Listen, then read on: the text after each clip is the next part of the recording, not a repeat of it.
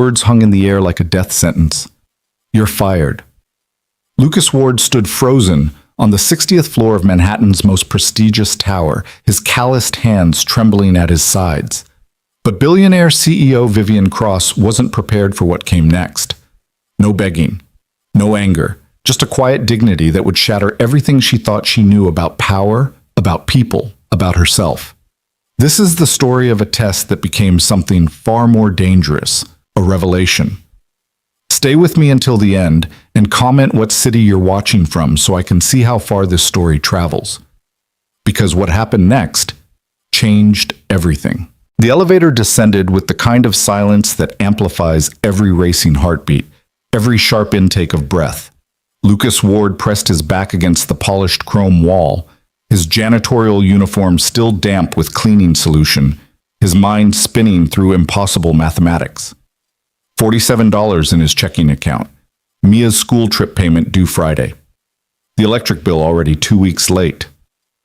His daughter's face swam before his eyes, those bright, trusting eyes that still believed her daddy could fix anything. The elevator jolted to a stop on the 60th floor. Executive territory. A place Lucas had cleaned 1,000 times but never truly entered. Not like this. Not through the front door with his heart hammering against his ribs like a prisoner begging for release. The text message had been brief, almost brutal in its efficiency. "Report to CEO office immediately. V. Cross." Vivian Cross. The name itself carried weight in Manhattan's financial district, spoken in boardrooms with equal parts reverence and fear. The youngest woman to ever inherit a Fortune 500 company. The Ice Queen, they called her. The billionaire who'd rather cut off her own hand than show weakness. Lucas had seen her exactly 3 times in his 2 years working night maintenance at Crosstech Industries. Once, she'd walked past him at 2 a.m. while he was scrubbing the marble floors of the executive wing. She hadn't looked at him, hadn't acknowledged his existence. He might as well have been another fixture, another piece of the building's infrastructure. The second time, he'd been emptying her office trash when she'd swept in unexpectedly, barking orders into her phone in that clipped, precise tone that could slice through steel. She'd gestured impatiently for him to leave. He'd complied, invisible as always. The third time had been different. It had been 4 months ago, during the Christmas party Lucas wasn't invited to, but had to work anyway, cleaning up after the celebration. He'd found her standing alone on her private balcony, staring out at the glittering Manhattan skyline with an expression that looked almost lost. Their eyes had met for exactly 3 seconds before her face had transformed back into its usual mask of cold authority. She'd turned away without a word. Now the elevator doors opened onto an expanse of floor-to-ceiling windows that turned the city into a constellation of dreams and broken promises. Lucas's worn sneakers made no sound on the pristine marble as he walked toward the massive oak doors of the CEO's private office. A receptionist with a designer suit and expression like carved ice looked up from her computer. "Mr. Ward?" The fact that she knew his name sent ice water through his veins. Janitors weren't supposed to have names. They were supposed to be invisible, interchangeable, forgettable. "Yes, ma'am," Lucas managed, his voice rougher than intended. "Go right in. Ms. Cross is expecting you." The office beyond those doors was everything Lucas had imagined and nothing he'd prepared for. The space seemed to stretch impossibly far, all glass and steel and ruthless efficiency. Abstract art worth more than Lucas would earn in 10 lifetimes hung on walls the color of storm clouds. And there, behind a desk that looked like it had been carved from a single piece of black granite, sat Vivian Cross. She didn't look up immediately. Her fingers moved across her tablet with practiced precision, each tap a small exercise of absolute control. Her dark hair was pulled back so severely it might have been painful, emphasizing the sharp angles of her face, a face that belonged on magazine covers and in cautionary tales about what happened when ambition consumed everything softer. "Mr. Ward." Her voice was silk wrapped around razor wire. "Sit." It wasn't an invitation. It was a command. Lucas sat in the chair facing her desk, a chair designed to make visitors feel small, insignificant, temporary. He folded his hands in his lap to hide their shaking, fixing his eyes on a point just past her left shoulder. A technique he'd learned in the army back when he'd been someone different, someone with a future instead of just a past. Vivian finally looked up, and Lucas felt the full weight of her attention like a physical thing. Her eyes were the color of winter ice, beautiful and absolutely merciless. "Do you know why you're here?" she asked. "No, ma'am."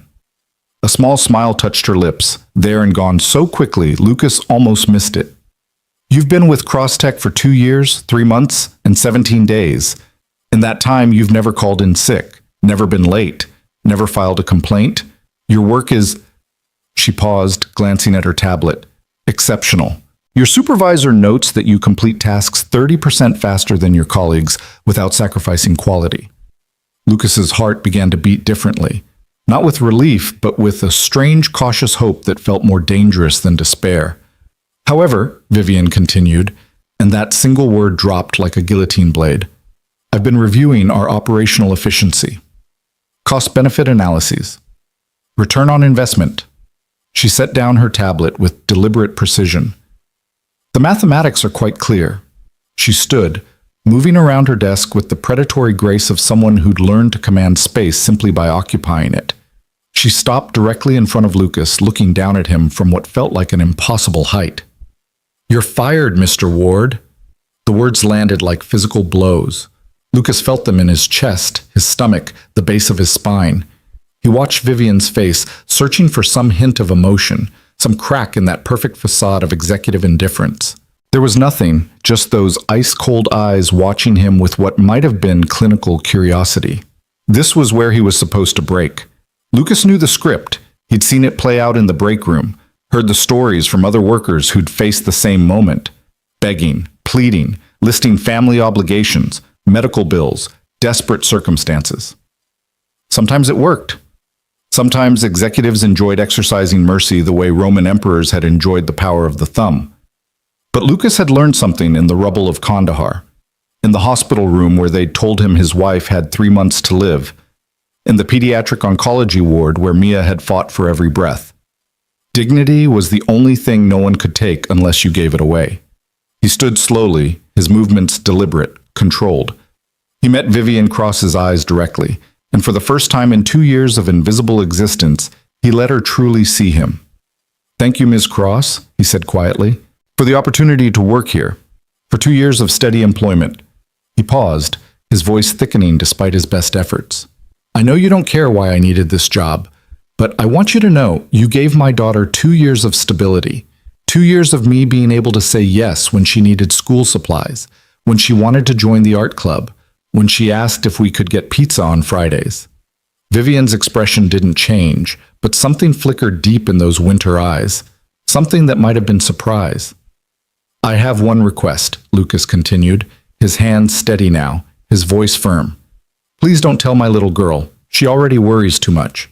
She's 8 years old, and she checks our bank account on my phone when she thinks I'm not looking. She counts the days until payday. She asks if we have enough money for food before she'll tell me what she wants for breakfast." His voice cracked, just barely, on the last word. He swallowed hard, fighting back the emotion that threatened to break through his careful control. "I'll tell her myself. I'll find the right words. I'll make sure she knows it's not the end of the world, even though—" He stopped, unable to finish the thought, even though it felt like the end of everything. For a long moment, neither of them moved. The silence stretched between them like a rope pulled too tight, ready to snap.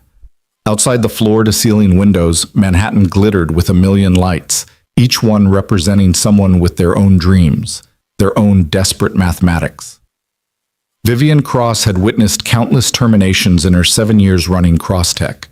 She'd inherited the company at 29 when her father had finally succumbed to the heart disease he'd refused to acknowledge. And she'd learned quickly that sentiment was weakness, that compassion was a luxury competitors would exploit without mercy. Her father had taught her that, had drilled it into her through a childhood that looked perfect from the outside. Private schools, European vacations, a trust fund that could buy small countries, but felt like a masterclass in emotional amputation. "The world will eat you alive if you let them see you feel," he'd said once, after she'd cried about a friend's betrayal. "Cut them out before they cut you, always." She'd learned the lesson well, too well. But this man standing before her, this janitor who should have been nothing, who should have begged and pleaded and given her the satisfaction of watching him break, he'd done something unexpected, something that cracked the carefully constructed armor she'd spent 36 years building.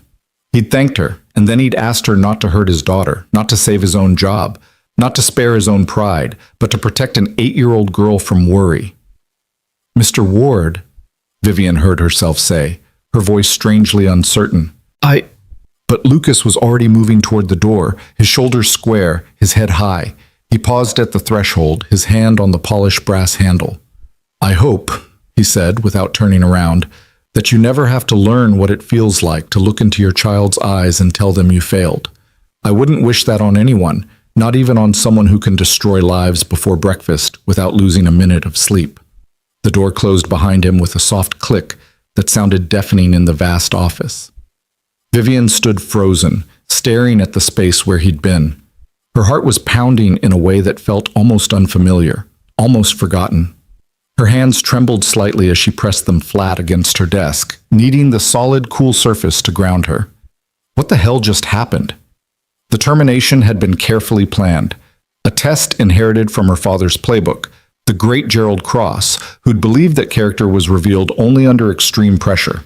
"Fire someone good," he'd told her once. "Fire them without cause. Watch how they react. The strong show dignity. The weak show desperation. And you, my dear, must always know the difference." So she'd chosen Lucas Ward, the perfect candidate. Reliable, hardworking, invisible. Someone whose reaction would tell her something about the backbone of her lowest-level employees. She'd expected anger or pleading. She'd expected him to invoke his daughter, yes, but as leverage, as manipulation. "Please, I have a kid. I need this job. How can you be so heartless?" But he'd done none of that. He'd thanked her. He'd protected his daughter even in his moment of disaster. And he'd walked away with his dignity so intact it had somehow stripped away a piece of hers. Vivian returned to her desk on unsteady legs. She pulled up Lucas Ward's employment file on her tablet, really reading it for the first time. Army veteran, Purple Heart recipient, honorable discharge following injury sustained in service. Wife deceased, cancer, 3 years prior. Single father to one dependent daughter, age 8. No disciplinary actions. Exemplary performance reviews. Lives in Queens. Apartment size, one bedroom, for a grown man and an 8-year-old girl. Vivian's finger hovered over the tablet screen, then moved almost of its own accord, pulling up the security camera feeds for the building. She shouldn't do this. It was an invasion of privacy, an abuse of her position. But her father had installed cameras everywhere, had monitored everything, and Vivian had inherited both the company and his paranoia. She scrolled back through weeks of footage, searching for Lucas Ward.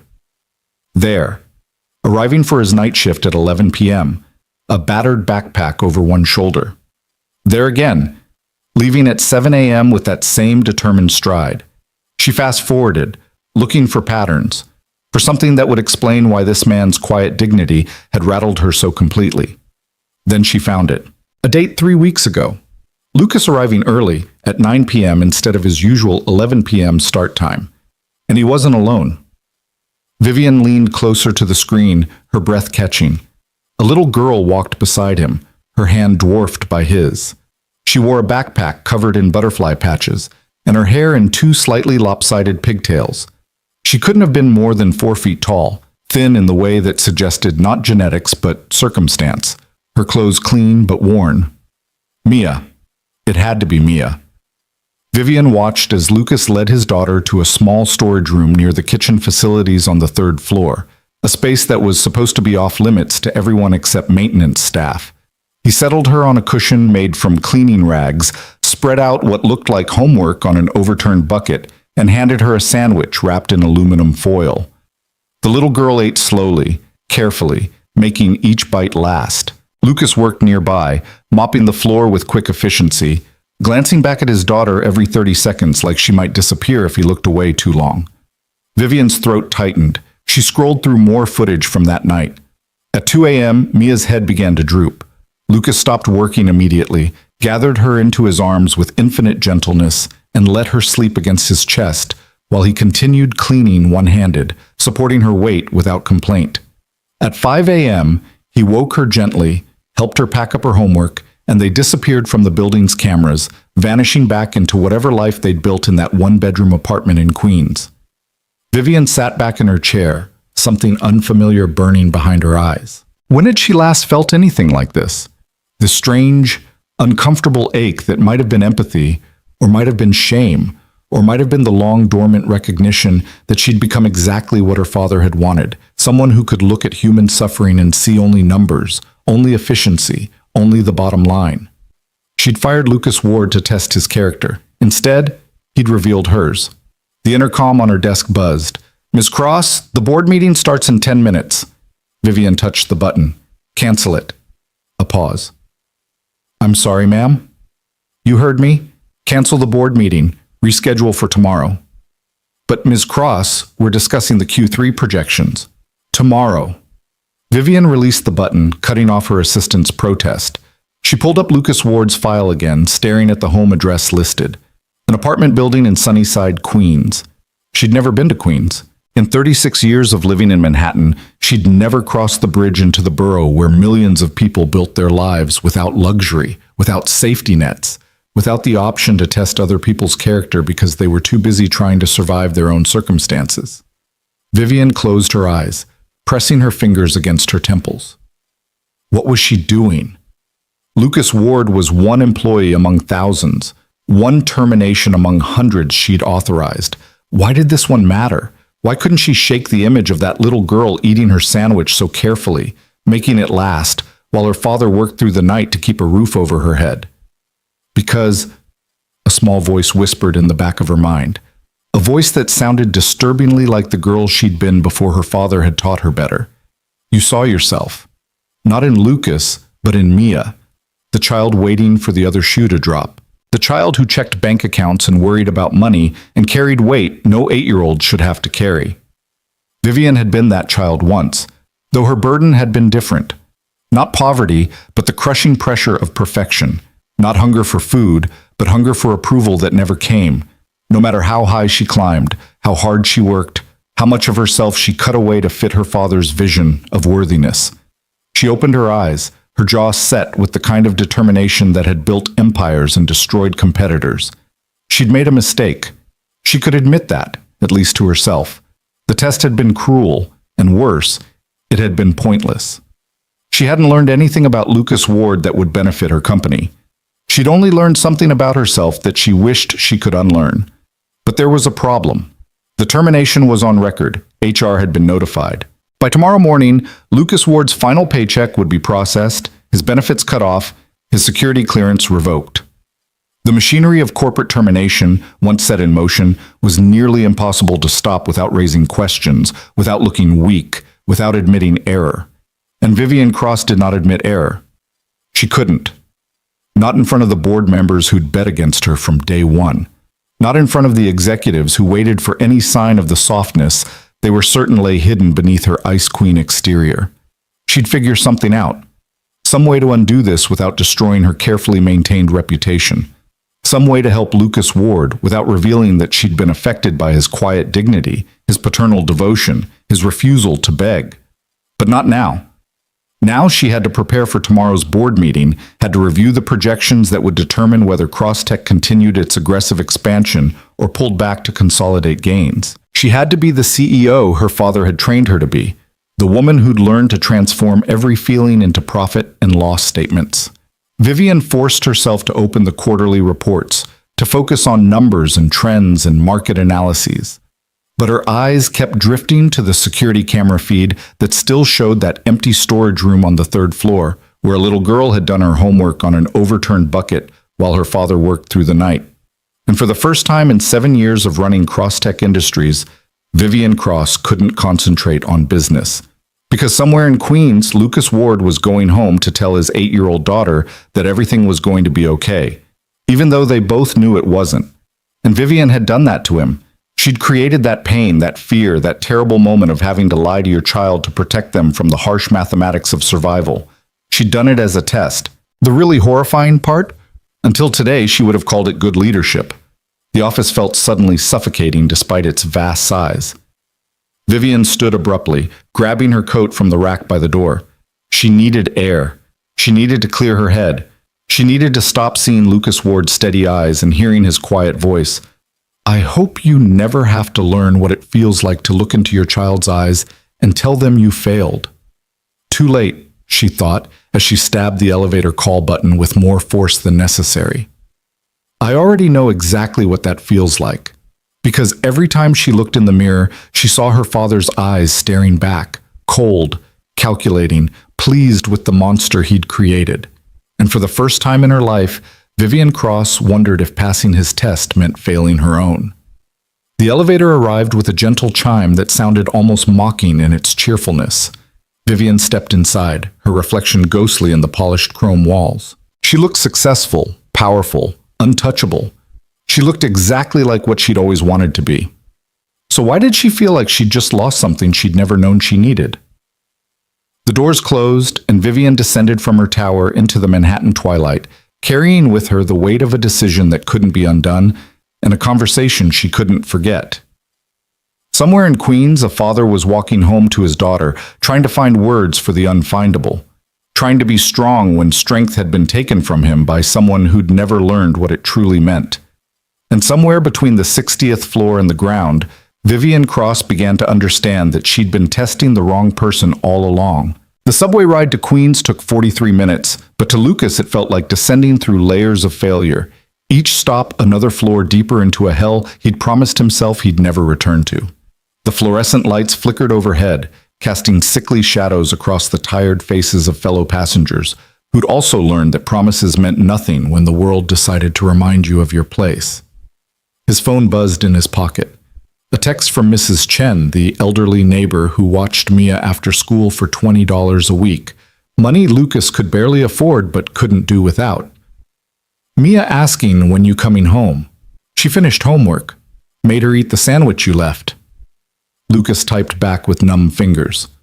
On my way. Thank you, Mrs. Chen. He stared at the words on the screen, at the lie embedded in their normalcy. As if this were just another day. As if his world hadn't just been dismantled by a woman in a corner office who'd probably already forgotten his name. The train lurched, and Lucas caught his reflection in the window, a ghost superimposed over the darkness of the tunnel. 34 years old, but looking older, the kind of weathering that came from carrying weight invisible to everyone else. The scar along his jawline from Kandahar, the circles under his eyes from 2 years of night shifts, the expression that tried so hard to project strength, but tonight just looked hollow. He'd kept it together in Vivian Cross's office, had maintained his dignity, his composure, even his gratitude. But now, alone among strangers who'd never know his name, Lucas felt the careful construction of his self-control beginning to crack. $47 in checking, maybe $300 in savings that was supposed to be untouchable, reserved for absolute emergencies. Rent due in 12 days, $1,800 for a one-bedroom apartment that had mold in the bathroom and heat that only worked sporadically, but was still the best he could afford in a neighborhood where Mia could walk to a decent school. The math was impossible, even with unemployment benefits, if he could get them, which wasn't guaranteed since he'd been fired rather than laid off. They wouldn't cover half his expenses. He'd have maybe 6 weeks before the eviction notices started. Maybe 8 if he could talk the landlord into patience he'd never shown before. Mrs. Chen wouldn't take less money, and he couldn't ask her to. She was 76 and living on Social Security, watching Mia out of kindness more than need for income. The school's aftercare program cost twice what he paid Mrs. Chen and closed at 6 p.m. anyway, impossible for someone working night shifts. Night shifts he no longer had. Lucas pressed his palms against his eyes, breathing slowly through his nose. Not here. Not now. He couldn't fall apart on the Q train surrounded by strangers. Couldn't let the panic take hold because once it started, once he let himself truly feel the scope of the disaster, he might not be able to stop. The train emerged from the tunnel into the gray twilight of Queens, and Lucas watched his neighborhood slide past the windows. Bodegas with hand-painted signs, laundromats where Mia liked to watch the clothes tumble while he folded their few possessions. The playground where she'd learned to swing, to climb, to laugh again after her mother died. Sarah. God, what would Sarah say if she could see him now? She'd been the strong one, the one with plans and backup plans, the the one who'd kept them afloat when Lucas came home from deployment with a leg that didn't quite work right and nightmares that worked too well. Even dying of cancer, even in those final morphine-hazed weeks, she'd been making lists, organizing, preparing Lucas for a future she wouldn't see. "Promise me," she'd whispered, her hand skeletal in his, "that you won't give up, that you'll give Mia everything. Promise me, Luke." He'd promised, had sworn it on everything he'd ever believed in, and he'd kept that promise for 3 years. 3 years of double shifts and exhaustion, of sacrificing everything for his daughter's stability, her security, her chance at a childhood that wasn't defined by loss and lack. Now, in one 15-minute conversation, Vivian Cross had made him a liar. The apartment building looked worse in the fading light, its brick facade crumbling in places, graffiti half-heartedly painted over. But the security door worked, and the hallways were clean, and Mrs. Chen lived on the same floor, and those things mattered more than aesthetics when you were raising a little girl alone. Lucas climbed the stairs to the 3rd floor, each step feeling heavier than the last. He could hear television sounds bleeding through thin walls, could smell someone cooking curry, could hear a baby crying somewhere above. Normal sounds, life sounds, the sounds of people who still had jobs to go to tomorrow. He paused outside apartment 3C, his hand on the doorknob, trying to arrange his face into something that wouldn't terrify his daughter, trying to find the version of himself who could still protect her, even when he'd failed at the most basic requirement of fatherhood, keeping them safe. The door opened before he could turn the knob. "Daddy!" Mia launched herself at him with the full force of 8 years old, wrapping her thin arms around his waist. "You're home early. Mrs. Chen said you had to do something special at work. Did you get a promotion? Did they finally make you a supervisor like you deserve?" Lucas's heart shattered into pieces so small they might never fit back together. He knelt down, bringing himself to Mia's eye level, drinking in the sight of her. Those brown eyes, so much like Sarah's, the gap-toothed smile, the butterfly clips holding back dark hair that desperately needed a proper cut from somewhere other than the kitchen with Lucas wielding scissors he'd watched a YouTube video to learn how to use. "Hey, Bug," he managed, his voice only slightly rough. "Let me talk to Mrs. Chen for a minute, okay? Then I'll make us dinner and we can talk about our day." "I already ate the sandwich," Mia said, a flash of guilt crossing her face. "Was I supposed to save half?" "I'm sorry, Daddy, I was really hungry, and—" No, Bug, you eat the whole sandwich. That's what it's there for." Lucas touched her cheek gently. "Go grab your homework. I want to see what you did today." Mia beamed and scampered into the apartment. Lucas stood slowly, his knees protesting, and found Mrs. Chen standing in her doorway across the hall, her face creased with the kind of knowing that came from surviving 80 years of watching the world break people. "Mr. Ward," she said quietly in her accented English. "Something wrong. I see in your face." Lucas opened his mouth to deny it, then stopped. Mrs. Chen had been the first person to welcome them to the building 3 years ago, had brought them dumplings when she'd heard Sarah died, had never once asked for payment in advance when Lucas's checks were late. "I lost my job," he said simply. "Today. I'm going to figure it out, but it might take me a few weeks to find something new. I can pay you through next Friday, but after that—" Mrs. Chen waved her hand sharply, cutting him off. "You pay me when you can. Mia is good girl, no trouble. You are good father." She paused, studying him with eyes that had seen everything life could throw at a person. "My husband, he lose job 3 times. Once we have nothing, sleep in car with 2 babies. But we survive. You survive too." "Mrs. Chen, I can't ask you to, but—" "You not asking, I am telling." She pointed a gnarled finger at him. "You take care of that little girl. I take care of watching her. We help each other. This is what neighbors do." Lucas's throat tightened dangerously. "Thank you," he whispered. Mrs. Chen nodded once, then retreated into her apartment, closing the door with a soft click that somehow conveyed both dismissal and solidarity. Lucas entered his own apartment, the space so familiar it usually brought comfort, but tonight felt like a cage. One bedroom that Mia had claimed, filled with her few possessions, books from the library, art projects, a stuffed elephant named Mr. Trunks that had been Sarah's final gift. Lucas slept on the couch that pulled out into a bed, his clothes in a single duffel bag that had traveled with him from deployment to hospital to this small haven he'd tried so hard to make feel like home. Mia sat at the kitchen table, really just a card table with 2 folding chairs, her homework spread out with the meticulous care she brought to everything. Math worksheets covered in her careful handwriting, a reading log documenting the chapter book she was working through. "Look, Daddy." She held up a paper with a gold star sticker. "I got 100% on my spelling test. Miss Rodriguez said I'm the best speller in the whole class." Lucas pulled out the other chair, settling across from her with a smile that hurt his face. "That's amazing, Bug. I'm so proud of you."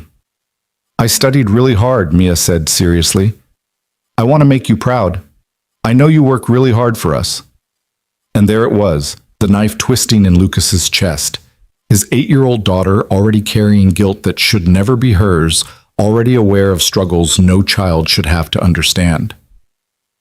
"Mia," Lucas said carefully, reaching across the table to take her small hand in his. "You know I'm always proud of you, right? Whether you get 100% or 50%, whether you're the best speller or just learning.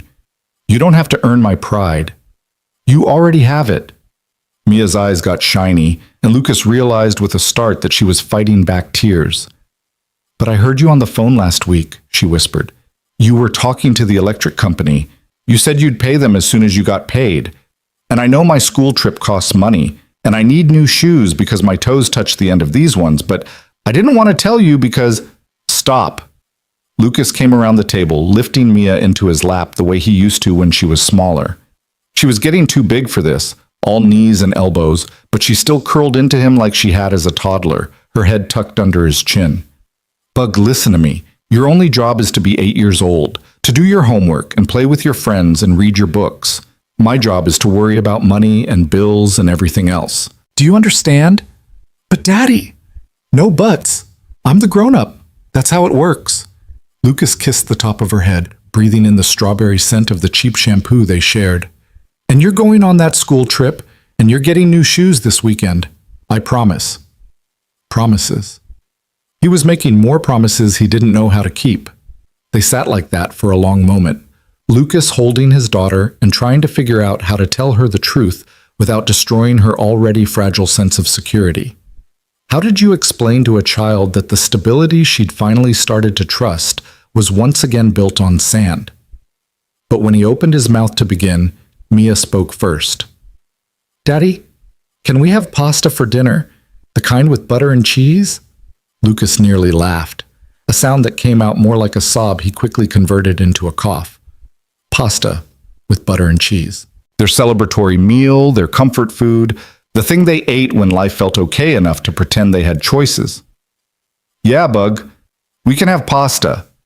While the water boiled and Mia worked on a drawing at the kitchen table, a butterfly, always butterflies since Sarah had told her dying people's souls became butterflies, Lucas's phone buzzed. Unknown number. He almost didn't answer, but desperation made him hopeful. Maybe it was a job lead. Maybe someone had heard he was available. Maybe the universe had decided to throw him literally anything. "Hello?" Silence on the other end. Then a female voice, precise and cold. "Mr. Ward, this is Vivian Cross." Lucas's hand tightened on the phone so hard he heard the case crack. Behind him, Mia hummed while she colored, oblivious to the way her father's entire body had gone rigid. "Ms. Cross," he said carefully, moving toward the tiny living room for privacy. "I wasn't expecting—" "I've been reviewing your file," Vivian interrupted, her tone all business. "There were some discrepancies I wanted to discuss." Discrepancies. Corporate speak for, "I'm about to make your life even worse." "I see," Lucas said, though he didn't see it all. What discrepancies could there possibly be? He'd been a model employee, had never stolen, never lied on his time card, never done anything except show up and work harder than anyone else because he couldn't afford to be anything less than perfect. "You brought your daughter to work on November 3rd, Vivian said flatly. Lucas's blood turned to ice. Yes, ma'am, I did. It was an emergency. Mrs. Chen The woman who watches Mia, she had a doctor's appointment she couldn't reschedule, and I couldn't find anyone else, and I couldn't afford to miss my shift. Mia stayed in a storage room. She didn't bother anyone. Did you log her presence with security? No, ma'am. I should have. I know that. That's a violation of company policy, Vivian continued, steamrolling over his explanation. Unauthorized personnel in restricted areas. It could have been grounds for immediate termination. Could have been. Past tense. Lucas's mind spun, trying to understand where this was going. I understand, he said quietly. But I've already been terminated, so... I haven't reported the violation, Vivian said. There was something strange in her voice now, something that didn't quite match the corporate ice. To HR. I haven't reported it. The pasta water boiled over, hissing against the ancient stove. Lucas ignored it. Why not?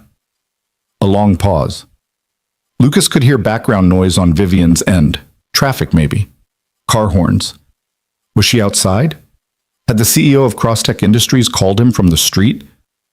Because, Vivian said slowly, as if the words were being dragged from somewhere deep and painful, I watched the security footage from that night. I saw how you took care of her, how you worked one-handed so you could hold her while she slept, how you sacrificed your efficiency, your speed, everything you take pride in to make sure she was safe and comfortable.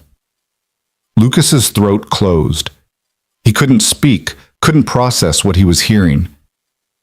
Mr. Ward, Vivian continued, and now her voice was definitely different, softer, uncertain, almost human. I made a mistake this afternoon. The termination was part of a... She stopped abruptly. It doesn't matter what it was part of. The point is, I was wrong. Hope flared in Lucas's chest, painful and terrifying. Hope was dangerous.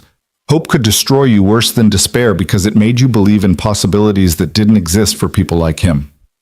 I want you to report to work tomorrow night, Vivian said. Same shift, same position, with a 15% pay increase retroactive to your hire date and a promotion to lead maintenance supervisor. The words didn't make sense. Lucas's brain couldn't fit them together into any kind of coherent meaning. Ms. Cross, I don't understand. I said I made a mistake. Vivian cut him off, and now there was something sharp in her tone, almost offensive. I'm correcting it. Unless you'd prefer to decline the offer? No, Lucas said quickly, too quickly, hearing the desperation in his own voice and hating it. No, thank you, Ms. Cross. You won't regret this. I promise There are conditions, Vivian interrupted. You'll need to complete a background check update, sign some new paperwork, attend a safety training session, and if you ever need to bring your daughter to work again, you log it with security, properly. We'll create a protocol for childcare emergencies. Yes, ma'am. Of course. Whatever you need. Another pause, then, how is she? Your daughter? The question was so unexpected, so out of place coming from the Ice Queen of Manhattan finance, that Lucas actually pulled the phone away from his ear to stare at it before responding. She's good. She's strong. Like her mother was. Good, Vivian said. That's good. She sounded awkward, like someone trying to speak a language they'd never quite learned. Report to HR tomorrow at 4 p.m. They'll have your new contract ready. She ended the call before Lucas could respond. He stood in his tiny living room, phone still pressed to his ear, listening to dead air and trying to convince himself he hadn't hallucinated the entire conversation. Vivian Cross had just called to give him his job back, with a raise and a promotion. Why? Daddy? Mia appeared in the doorway, her drawing clutched in one hand. The pasta's done. It's getting mushy. Lucas moved on autopilot, draining the pasta, adding butter and the precious packet of Parmesan cheese they'd been saving. He served Mia a generous portion, gave himself barely a quarter of what remained, and sat down across from her at their card table feeling like he'd stepped sideways into an alternate universe where impossible things happened to people like him. Daddy, you're smiling, Mia said, twirling pasta on her fork. Did something good happen at work? Lucas looked at his daughter, at her thin wrists and careful way of eating and the hope that flickered in her eyes every time she asked about his day, and made a decision. He wouldn't tell her about the firing, wouldn't burden her with his failure, even temporary, wouldn't add to the weight she already carried. "Something really good, Bug," he said, and watched her face transform with relief so profound it nearly broke him all over again. "Something really, really good." Across the East River, in a penthouse apartment that cost more per month than most people earned in a year, Vivian Cross stood at her floor-to-ceiling windows and stared at the lights of Queens glittering in the distance. Somewhere in that constellation of lives and struggles, Lucas Ward was probably telling his daughter they were going to be okay. Vivian had made the call from her car, parked on a random street in Murray Hill, unable to wait until she got home. Had pulled up his file and his number and dialed before she could second-guess herself into inaction.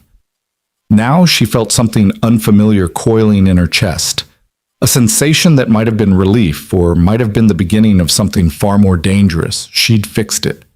She'd corrected her mistake. Lucas Ward would keep his job, would get his promotion, would provide for his daughter. Everything could go back to exactly the way it was supposed to be. Except it couldn't. Because Vivian couldn't stop seeing that security footage.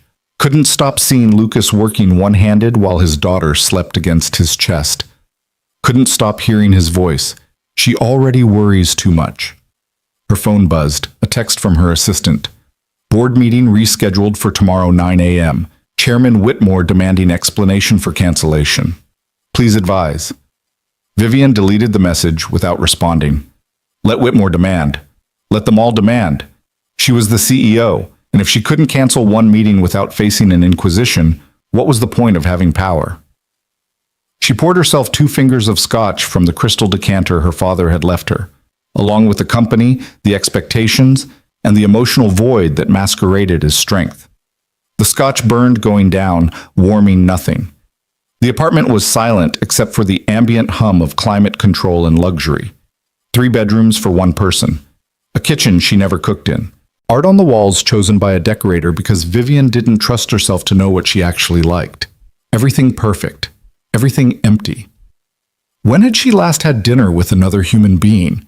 When had she last laughed at something that wasn't calculated to demonstrate social grace at a corporate function? When had she last felt anything that wasn't related to profit margins and market share and the constant grinding need to prove she deserved her father's legacy? Vivian walked to her office, a smaller version of her cross-tech workspace, all glass and steel and implicit command. She opened her laptop and pulled up the security footage again. Couldn't help herself. Watched Lucas arrive for his shift with his daughter's small hand in his. Watched him settle her in that storage room. Watched him work with her sleeping against his chest. Then she did something she'd never done before. She tracked back further, pulling up weeks of footage. Watching Lucas arrive, always punctual. Watching him work with steady efficiency. Watching him leave every morning at exactly 7 a.m., rushing to catch the train that would get him to Queens in time to walk Mia to school. She found the footage from the night Sarah Ward had died, 3 years ago, according to the employment records. Lucas had requested emergency leave, had gotten it approved, had shown up for his next shift exactly on time with circles under his eyes that looked like bruises. She watched him work that night, his movements mechanical, his face blank. She watched him take his break in a bathroom stall where he thought he was alone, watched his shoulders shake with silent sobs he'd held back for probably weeks. Then she watched him pull himself together, splash water on his face, and return to work with the same steady competence he showed every single night. Vivian closed the laptop, her hands shaking slightly. What was she doing? Why couldn't she look away from this man's life, from his pain, from the quiet heroism of simply continuing to exist when everything had been taken from him? Because, the small voice whispered again, you recognize it. You recognize what it looks like to perform strength when you're breaking inside. You recognize what it costs to never let anyone see you fall apart. Her father's voice echoed in her memory. Emotion is weakness. Care is currency. Never spend it on anyone who can't increase your value. Gerald Cross had been a genius and a monster, had built an empire and destroyed a daughter, had given Vivian everything except the ability to want anything beyond what he'd programmed her to want. She'd been 23 when she'd tried to quit, had told him she wanted to work somewhere else, build something of her own, escape the suffocating weight of his expectations.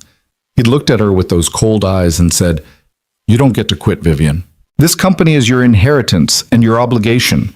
Walk away, and you walk away from everything. I'll disown you completely. See how far you get without my name, my money, my connections." So she'd stayed, and when he'd died 7 years later, she'd inherited exactly what he'd promised, everything except freedom. Now here she was at 36, running a Fortune 500 company, worth more money than she could spend in 10 lifetimes, and the most meaningful interaction she'd had in months was firing a janitor and then realizing he was more of a human being than she'd allowed herself to be in years.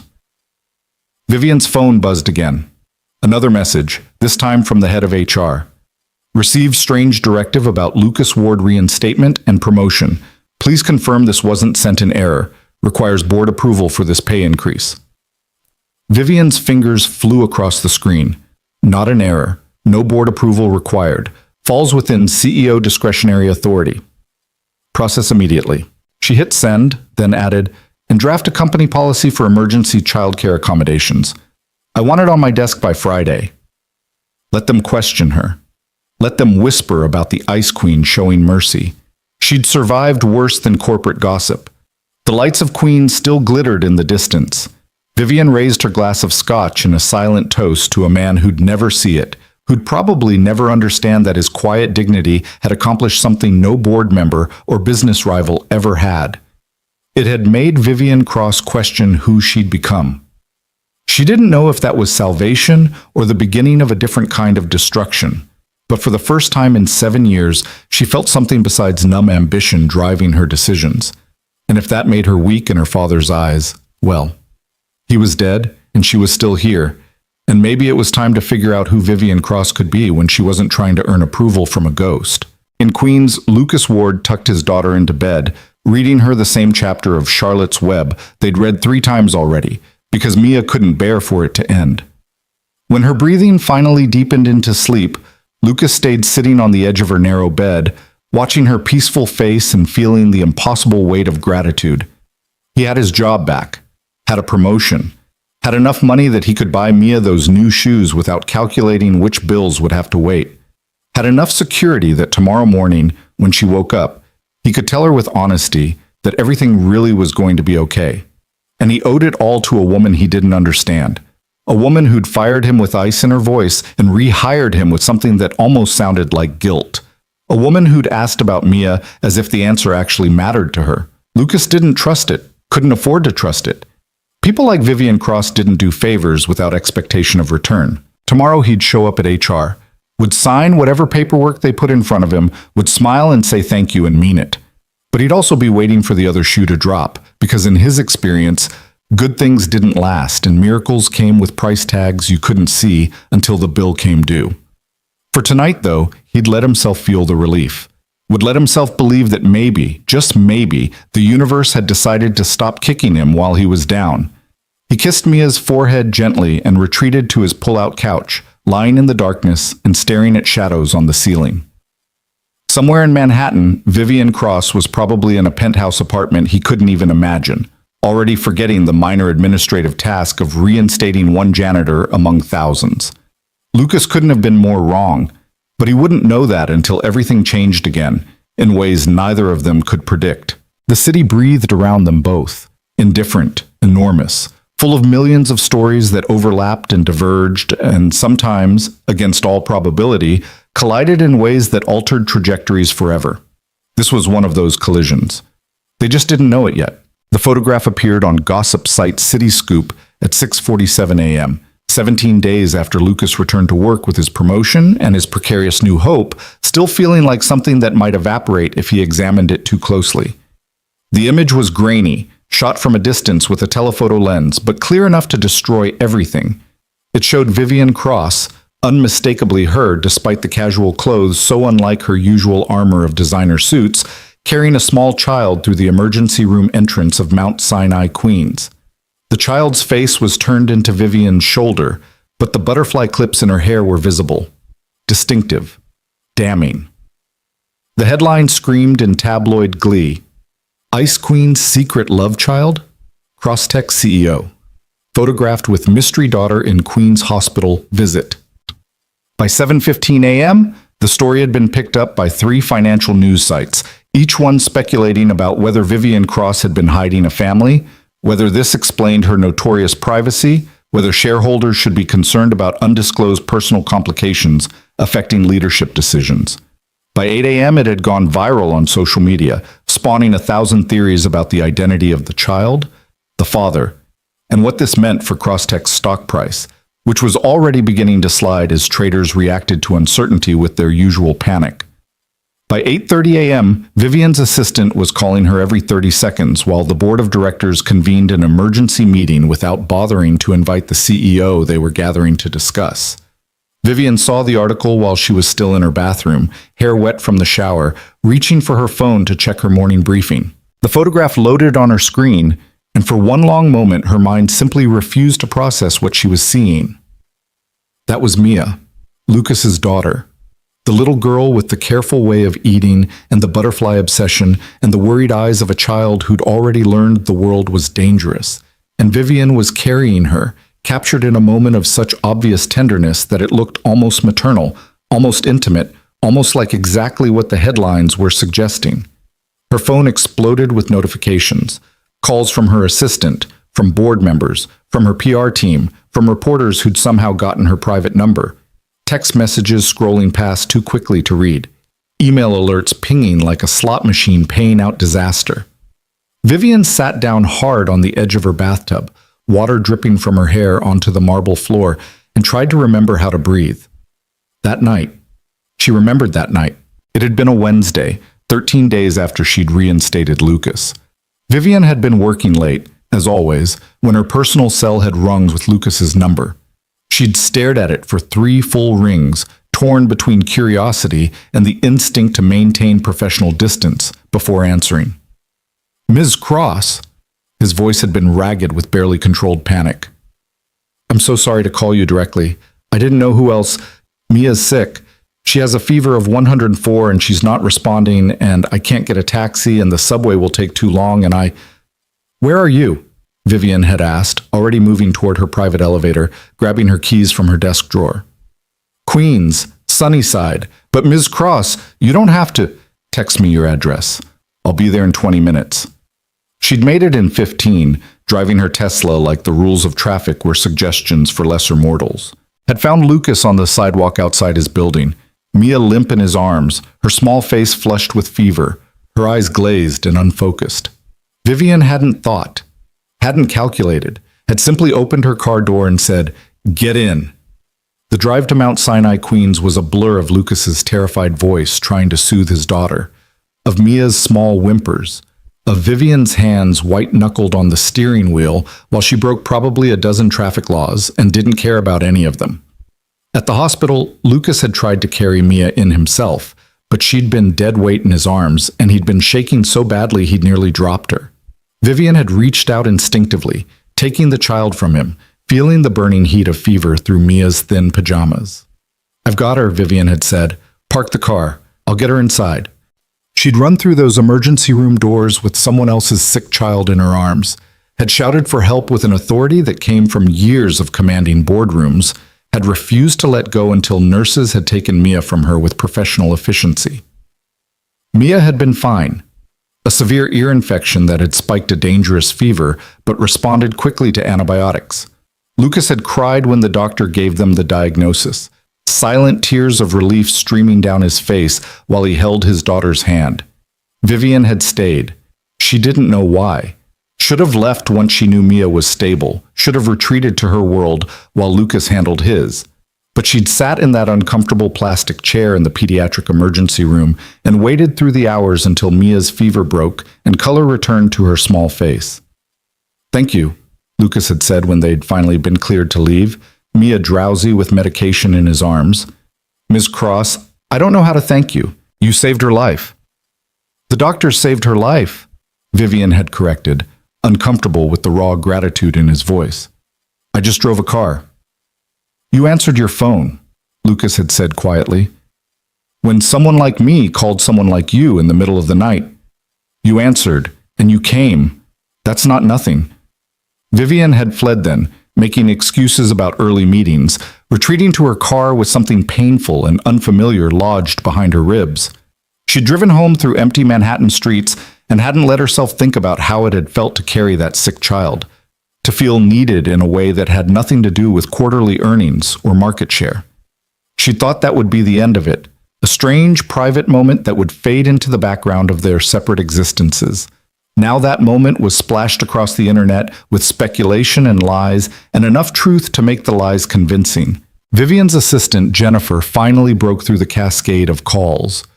"Ms. Cross, thank God! Have you seen—" "I've seen it," Vivian said, her voice steady despite the way her world was tilting sideways. "Who leaked the photo?" "We don't know yet. Could be anyone. Hospital staff, parking lot security, someone with a phone who recognized you. Does it matter?"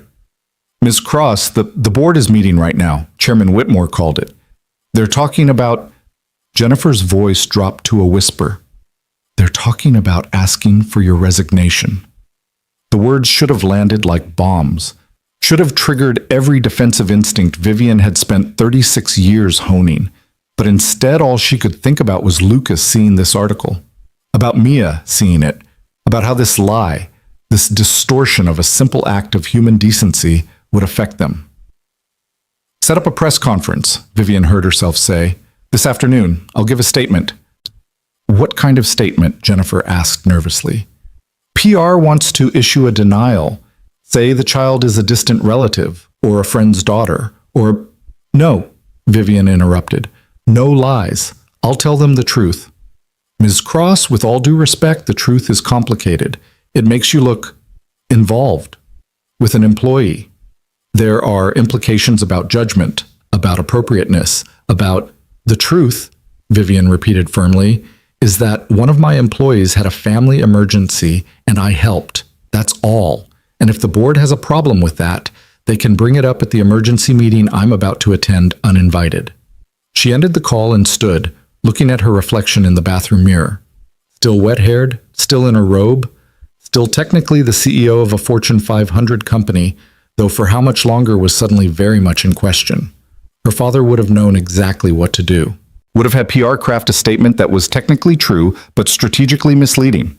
Would have distanced himself from the employee in question. Perhaps even terminated him to demonstrate that personal feelings never interfered with business judgment. Would have sacrificed Lucas Ward without hesitation to protect the company's image. Vivian got dressed slowly, methodically, choosing her most severe suit, black, sharp-shouldered, paired with heels that added 3 inches of authority. Armor. She braided her hair back so tightly it pulled at her temples, applied makeup with the precision of war paint. In the mirror, she saw her father's daughter, the Ice Queen. The woman who'd built her reputation on being untouchable, unshakable, unmoved by anything as weak as human compassion. But she also saw, for just a moment, the woman who'd run through emergency room doors with a sick child in her arms and hadn't thought twice about it. The board meeting was being held in the executive conference room on the 58th floor, one level below Vivian's office, a deliberate choice designed to exclude her. When she walked through the doors without knocking, the conversation died mid-sentence. 12 men and 3 women sat around the table, all of them among the wealthiest, most powerful people in American finance. Chairman Whitmore, silver-haired and patrician, sat at the head with the kind of entitled authority that came from never being denied anything. He'd been Gerald Cross's closest friend, had mentored Vivian through her early years as CEO, and had never quite forgiven her for being better at the job than he'd expected. "Vivian," he said, not bothering to hide his irritation, "this is a closed session." "Not anymore," Vivian replied, taking the empty chair at the opposite end of the table. "I assume you're discussing the photo. Let's discuss it." Board member Patricia Chen, one of the few allies Vivian had cultivated, spoke carefully. "The concern isn't the act itself. Helping an employee in an emergency is commendable. But the optics, Vivian, the speculation, the market is already reacting." "The stock is down 3%, another board member added, "in 2 hours. Because traders don't understand what's happening, and uncertainty is poison." "Then we'll provide certainty," Vivian said. I'm holding a press conference this afternoon. I'll explain exactly what happened, who the child is, and why I helped. Absolutely not, Whitmore cut in sharply. The more you say, the more questions they'll ask. We need to minimize this, not feed the story. Patricia is right. A brief statement through PR confirming you helped an employee's sick child, no further details, and we move on. And what happens to the employee? Vivian asked quietly. The silence that followed told her everything she needed to know. You can't be serious, Vivian said, looking around the table at faces that wouldn't quite meet her eyes. You want to fire Lucas Ward because I helped his daughter. We want to minimize the association, Whitmore corrected. Look, Vivian, I understand you acted with good intentions, but this man and his daughter have become a liability. Every day he works here, every time someone sees them together, it reinforces the story. It keeps the speculation alive. So we sacrifice him to protect the company's image, Vivian said flatly. We destroy his livelihood because I made the choice to help his sick child. You made the choice to personally involve yourself with a subordinate in a way that created this situation, Whitmore countered, his voice hardening.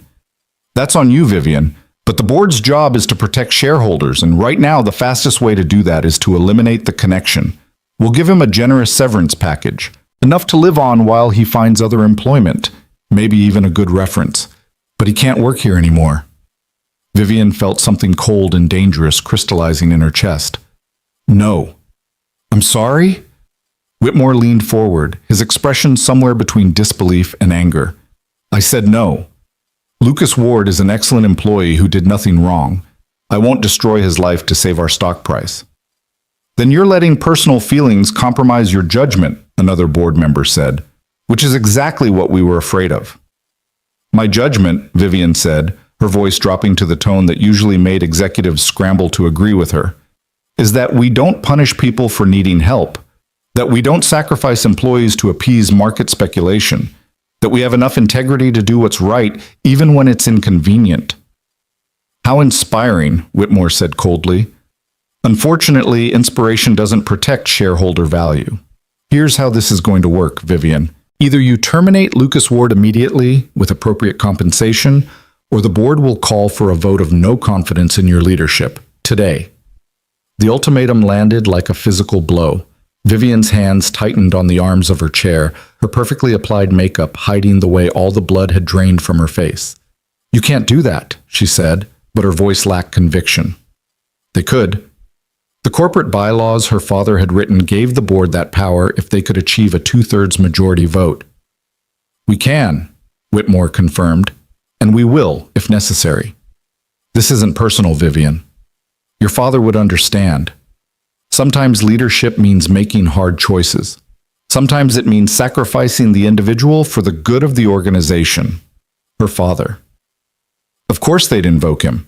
The great Gerald Cross, who'd built this company on the principle that people were resources to be utilized or discarded as efficiency demanded. Who'd taught his daughter that compassion was weakness and mercy was failure. Vivian looked around the table at faces that were already decided, already prepared to vote her out if she didn't comply. Patricia Chen looked pained but didn't speak up. The others looked impatient, ready to move on to the next item on their agenda once this unpleasant business was resolved. I need 24 hours, Vivian heard herself say, to handle it properly, to prepare Ward for the transition, to make sure his severance package is genuinely sufficient. Whitmore studied her for a long moment. 24 hours. But Vivian, if you try to fight this, if you attempt any kind of workaround, the board will take action. Are we clear? Crystal, Vivian said, standing with as much dignity as she could summon. I'll have Ward's termination processed by tomorrow morning. She walked out of that conference room with her spine straight and her head high, everything her father had trained her to be. Made it to her office before her legs gave out, and she collapsed into her chair, shaking with rage and shame, and something that felt horribly like grief. She'd caved, had agreed to destroy Lucas Ward's life to save her own position, had chosen power over principle in the space of a 20-minute meeting. Her phone buzzed. A text from Lucas. Ms. Cross, I saw the article. I'm so sorry. This is my fault. I should never have called you that night. Please let me know how I can fix this. Vivian stared at the words, at the man apologizing for needing help, for having the audacity to have a sick daughter, for existing in a way that inconvenienced the powerful. She thought about texting back, explaining what was coming, warning him so it wouldn't be a complete shock when HR called him in tomorrow, but her fingers wouldn't move. Because what could she possibly say? Sorry, Lucas, but helping your daughter means I have to fire you to save my job? Thanks for teaching me about human decency. Here's your severance check. The city stretched out beyond her windows, millions of lives intersecting and diverging, and Vivian Cross sat in her tower feeling more trapped than she'd ever felt in her life. In Queens, Lucas saw the article on his phone during his lunch break and felt his stomach drop through the floor. The photograph was damning despite its innocence. He remembered that night with painful clarity, Mia burning with fever, his own terror, Vivian Cross appearing like some kind of avenging angel and simply taking control. She'd saved Mia, had driven like a demon through Queens traffic, had carried his daughter into that emergency room with the kind of command that made nurses snap to attention, had stayed for hours in uncomfortable plastic chairs while Mia recovered, never once checking her watch or acting like she had anywhere more important to be. And now that kindness was being twisted into something ugly, something that would hurt her company. All because Lucas had been desperate enough to call her in the middle of the night instead of handling it himself like he should have. His supervisor found him in the break room, staring at his phone with an expression that must have looked as destroyed as he felt. Ward, the supervisor said uncomfortably, HR wants to see you tomorrow morning, 9 a.m. Lucas looked up slowly. About the article. I don't know what it's about, the supervisor said, which was obviously a lie. Just be there. And Ward, maybe update your resume, just in case. The rest of Lucas's shift passed in a blur of automatic motion, mopping floors, emptying trash, cleaning bathrooms, tasks he could perform without thinking while his mind spiraled through catastrophic scenarios. They were going to fire him again. Of course they were. He was the liability now, the employee whose existence created problems for people who mattered. Vivian Cross had helped him once, had given him his job back in a moment of conscience or guilt or whatever had motivated her. But companies didn't protect janitors when protecting them cost money or reputation. He thought about Mia, currently safe with Mrs. Chen, oblivious to the disaster unfolding. Thought about the new shoes he'd bought her last week, the first time he'd been able to buy her something without calculating which bill would have to wait. Thought about how he'd finally started to believe they might be okay, might have found some stability in their precarious existence. Should have known better. Should have known that good things didn't last for people like him. When Lucas got home at 7 a.m., Mia was still asleep. Mrs. Chen was reading in her apartment, door open to listen for Mia waking. Lucas thanked her, promised to pay her this afternoon, and went to his apartment feeling like he was walking to his own execution. He couldn't sleep. Lay on his pull-out couch, staring at the ceiling while morning light crept across the room, and his daughter slept peacefully in the next room, trusting that her father would keep them safe. At 8:30, his phone buzzed. Unknown number, but Lucas answered anyway, some part of him hoping maybe it was Vivian, maybe calling to explain, to warn him, to do something other than remain a distant, powerful figure whose kindness had become his curse. Mr. Ward? A woman's voice, professional, unfamiliar. This is Rachel Kim from the New York Times. I'm writing a follow-up piece on the photographs of Vivian Cross with a child in Queens. I understand you're an employee at Crosstech. Can you confirm your relationship with Ms. Cross and the identity of the child in the photograph? Lucas's mouth went dry. No comment. Our sources suggest the child might be your daughter, that Ms. Cross drove you to the hospital during a medical emergency. Can you confirm that? I don't have anything to say to you, Lucas managed. Mr. Ward, the story is going to run with or without your input. Don't you want the truth to be told? Lucas hung up, his hands shaking. 2 more calls came in the next 10 minutes. Different numbers, different reporters, same questions. He stopped answering, letting them roll to voicemail while anxiety made his chest tight. This was spiraling. The photograph was bad enough, but now reporters were digging, connecting dots, turning a simple act of kindness into some kind of scandal. And Lucas was at the center of it, dragging Vivian Cross down with him. He should have handled it himself that night, Should have called an ambulance despite the cost. Should have found some other way instead of reaching out to the one person who'd shown him mercy and inadvertently giving her a target for this kind of vicious speculation.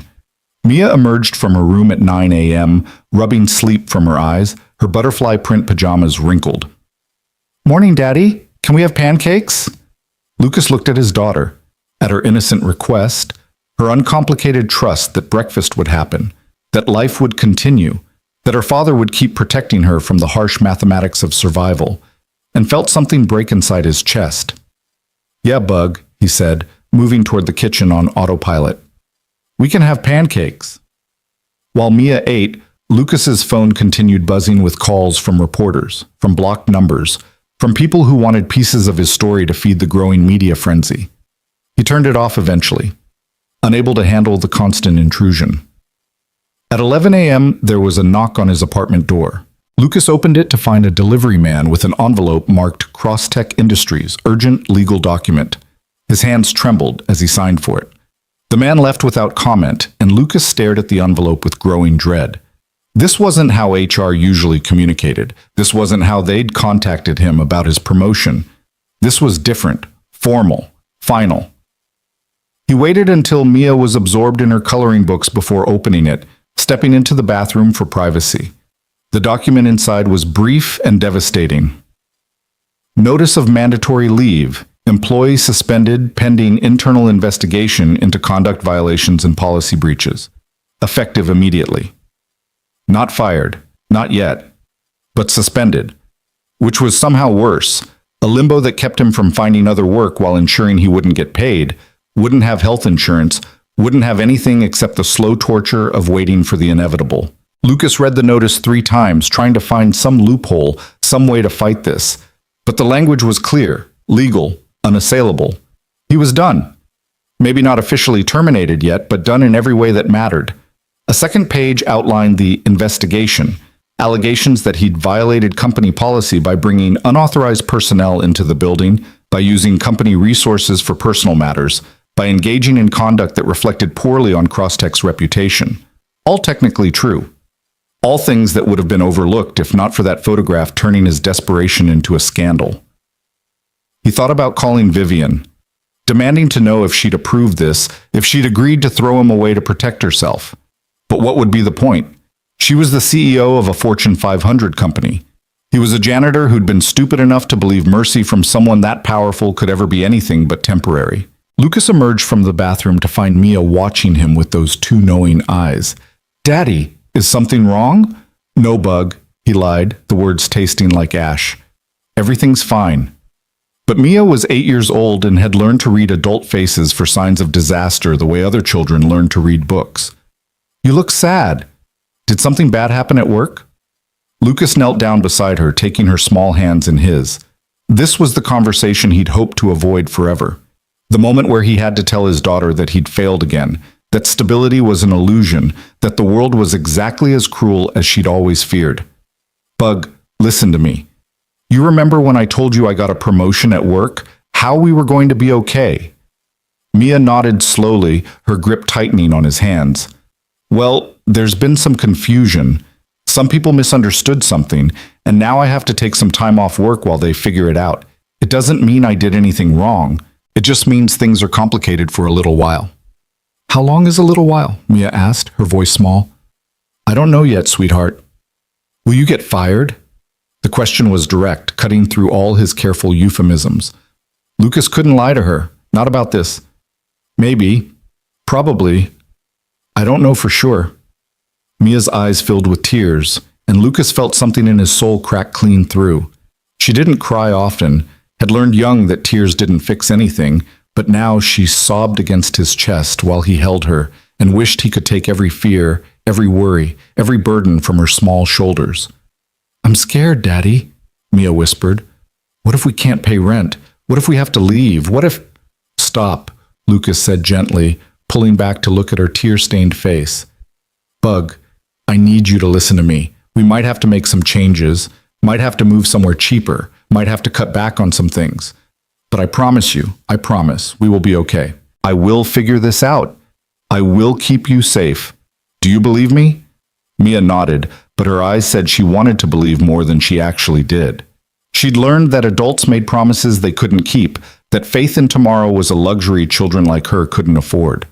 Lucas held his daughter until her tears stopped, until she'd cried herself into exhausted sleep in his arms. Then he carried her to her bedroom, tucked her in with Mr. Trunks, and returned to the living room feeling hollowed out. His phone, still off, sat on the counter like an unexploded bomb. Lucas turned it back on and immediately regretted it. 23 missed calls, 14 voicemails, 37 text messages. Most were from reporters, but 3 were from Vivian Cross's number. Lucas stared at those messages for a long time before opening them. "Mr. Ward, I've seen the board's decision. This is not what I wanted. Please call me." "Lucas, I'm trying to fix this. Don't talk to any reporters. I need 24 hours. I thought you were different, and I failed to prove it. I'm sorry. This is my fault, not yours." Lucas read the messages 3 times, trying to parse their meaning. Vivian had tried to fix it. The board had made the decision. She was sorry. None of which changed the fact that he was suspended, that his income had evaporated, that his daughter was upstairs crying herself to sleep over fears she was too young to carry. He wanted to be angry, wanted to rage at Vivian Cross for involving herself in his life, for giving him hope, and then participating in its destruction. But all he felt was tired and defeated, and so deeply disappointed he could taste it. "I thought you were different," he'd told her that first day, when she'd fired him without cause. And for a brief moment, when she'd driven through Queens like his daughter's life mattered, when she'd sat in that emergency room as if she had nowhere more important to be, he'd believed maybe she was. Now, he knew better.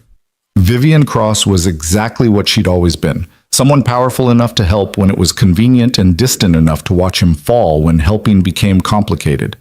Lucas typed a response with numb fingers. "You did what you had to do. I understand. Don't contact me again. I'll handle this myself." He hit send before he could reconsider, then turned his phone off completely. Couldn't handle any more messages, any more intrusions from a world that had already taken everything it could from him. In her office, Vivian watched Lucas's message appear on her screen and felt something inside her chest that might have been her heart, finally breaking through the ice her father had spent 36 years building. "I thought you were different," Lucas had said. Past tense. Thought. As in no longer believed it. As in she'd proven him wrong in the worst possible way. She'd spent the afternoon trying to find a workaround, had consulted with her lawyers about board authority, about employment protections, about any possible way to fight the ultimatum without destroying herself in the process. But the answers had all been variations on the same theme. She had the power to protect Lucas Ward, or she had the power to remain CEO. Not both. Her father would have made the choice without hesitation. Would have sacrificed Lucas, kept his position, called it strategic thinking. Vivian had almost done the same, had agreed to the termination, had bought herself 24 hours to process it cleanly, had chosen her empire over one man's livelihood.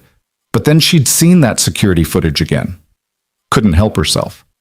Had pulled it up one more time, watching Lucas work while Mia slept against his chest. Had watched a man who'd lost everything continue to show up, continue to try, continue to protect his daughter with dignity and devotion that made Vivian's corporate victories feel hollow and meaningless. And she'd realized something that should have been obvious from the beginning. She'd already failed her father's test. Had failed it the moment she'd answered Lucas's call that night. Had failed it every time she'd watched that security footage.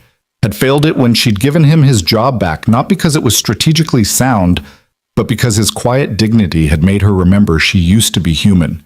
Trying to save herself now by sacrificing him would just be failing twice. Vivian pulled up her laptop and began to type, her fingers moving with the kind of certainty she usually reserved for hostile takeover negotiations. Not a press release, not a legal document, just words. Honest, unvarnished words that would probably destroy her career, but might, just might, save the thing that mattered more. Her reputation as the Ice Queen, her father's legacy of ruthless efficiency, the carefully constructed armor that had protected her from feeling anything real for more years than she wanted to count. All of it was already broken. Lucas Ward had broken it with his thank you and his request not to hurt his daughter. Had broken it by being exactly the kind of person Vivian had forgotten existed. Someone who lost everything and still managed to be good. She could let that breaking destroy her, or she could let it remake her into someone worth the space she occupied. For the first time in her life, Vivian Cross chose the harder path. The words kept flowing, and with each sentence she felt lighter, freer, terrified in a way that had nothing to do with business and everything to do with the recognition that she was about to step off a cliff, with no guarantee of anything except the certainty that staying where she was had become impossible. Outside her windows, the sun was setting over Manhattan, painting the city in shades of gold and shadow. Somewhere in Queens, Lucas Ward was holding his daughter and trying to be strong. Somewhere in a boardroom, powerful men were already planning her removal. And somewhere between the person she'd been and the person she might become, Vivian Cross was finally, terrifyingly, learning to choose truth over safety. Tomorrow would bring consequences. But tonight, for the first time in 7 years, Vivian went to sleep feeling like she'd done something that mattered more than profit margins, even if it cost her everything.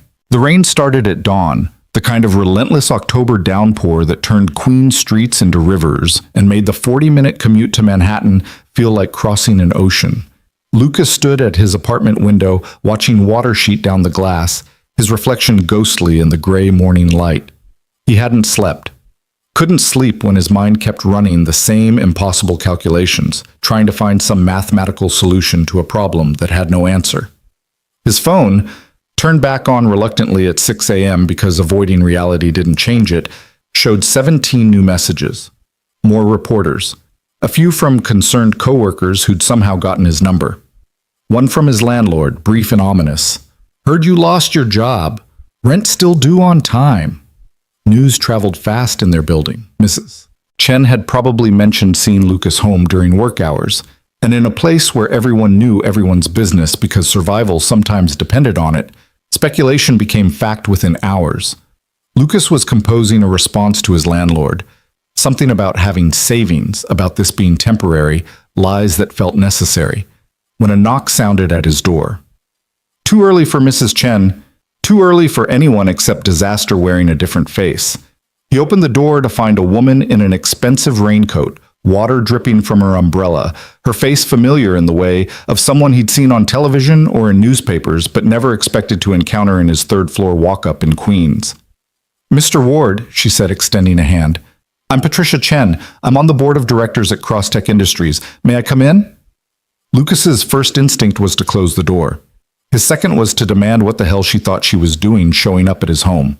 His third, the one he acted on, was to step aside and let her enter, because when powerful people appeared in your life uninvited, refusing them rarely made things better. Patricia stepped into his small living room, her designer shoes leaving wet prints on the worn linoleum. She looked around with an expression that wasn't quite pity, but wasn't quite neutral either, taking in the pull-out couch, the card table, the apartment that announced poverty without Lucas having to say a word. "I apologize for the early hour," Patricia said, setting her umbrella by the door with careful precision, "and for the intrusion. But I needed to speak with you before the board meeting at 9, and I couldn't risk this conversation being overheard."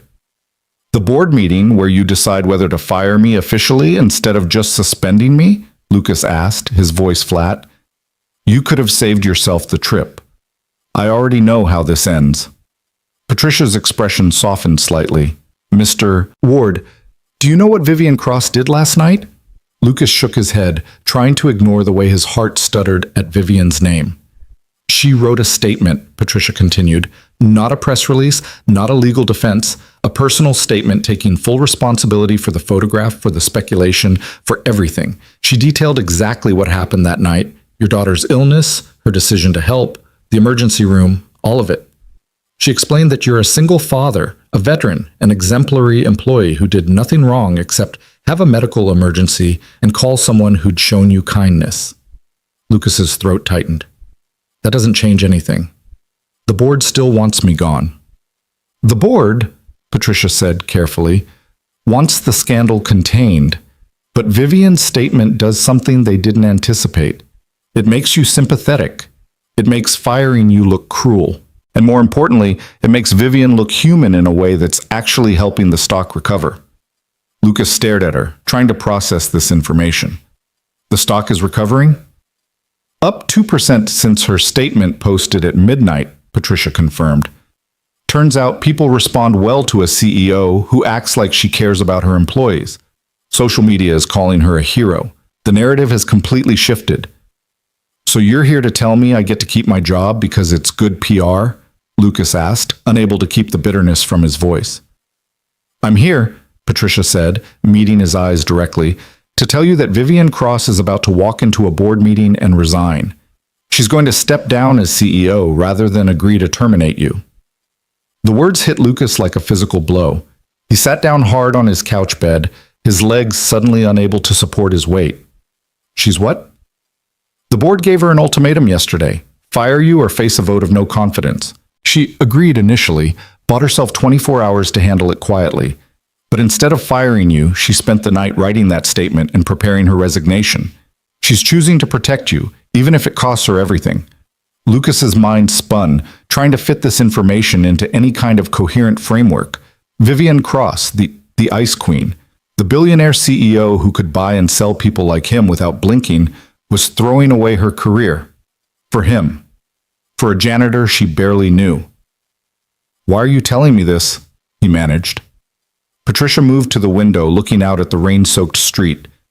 Because I've known Vivian since she was 23 years old. Watched her fight to prove herself. Watched her become exactly what her father wanted. Brilliant, ruthless, untouchable. And I've watched that transformation cost her everything that makes life worth living. She has no friends, Mr. Ward. No relationships. No life outside Crosstech. Nothing except the company and the burden of living up to a dead man's expectations. She turned back to face him. And then you happened. I don't know what exactly you said to her the day she fired you, but something changed. She started questioning things, started looking at security footage of employees she'd never noticed before, started asking questions about childcare policies and emergency protocols, started acting like the person I thought she could be before her father ground all the softness out of her. I didn't ask for any of this, Lucas said quietly. I know, Patricia replied. That's why it matters. You didn't ask for mercy or special treatment. You just existed with dignity, and somehow that was enough to crack through 30 years of conditioning. She paused. Vivian is making a mistake by resigning. She's a good CEO, great even. The company needs her. But she's so convinced that choosing you over the board's ultimatum makes her weak that she can't see there might be another option. What option? Lucas asked, though he already suspected where this was going. The board wants you gone to protect their reputation. But what if your staying protects the company better than your leaving? What if firing you now, after Vivian's statement, after the public sympathy, would cause more damage than keeping you? Patricia pulled a folder from her briefcase, setting it on Lucas's card table.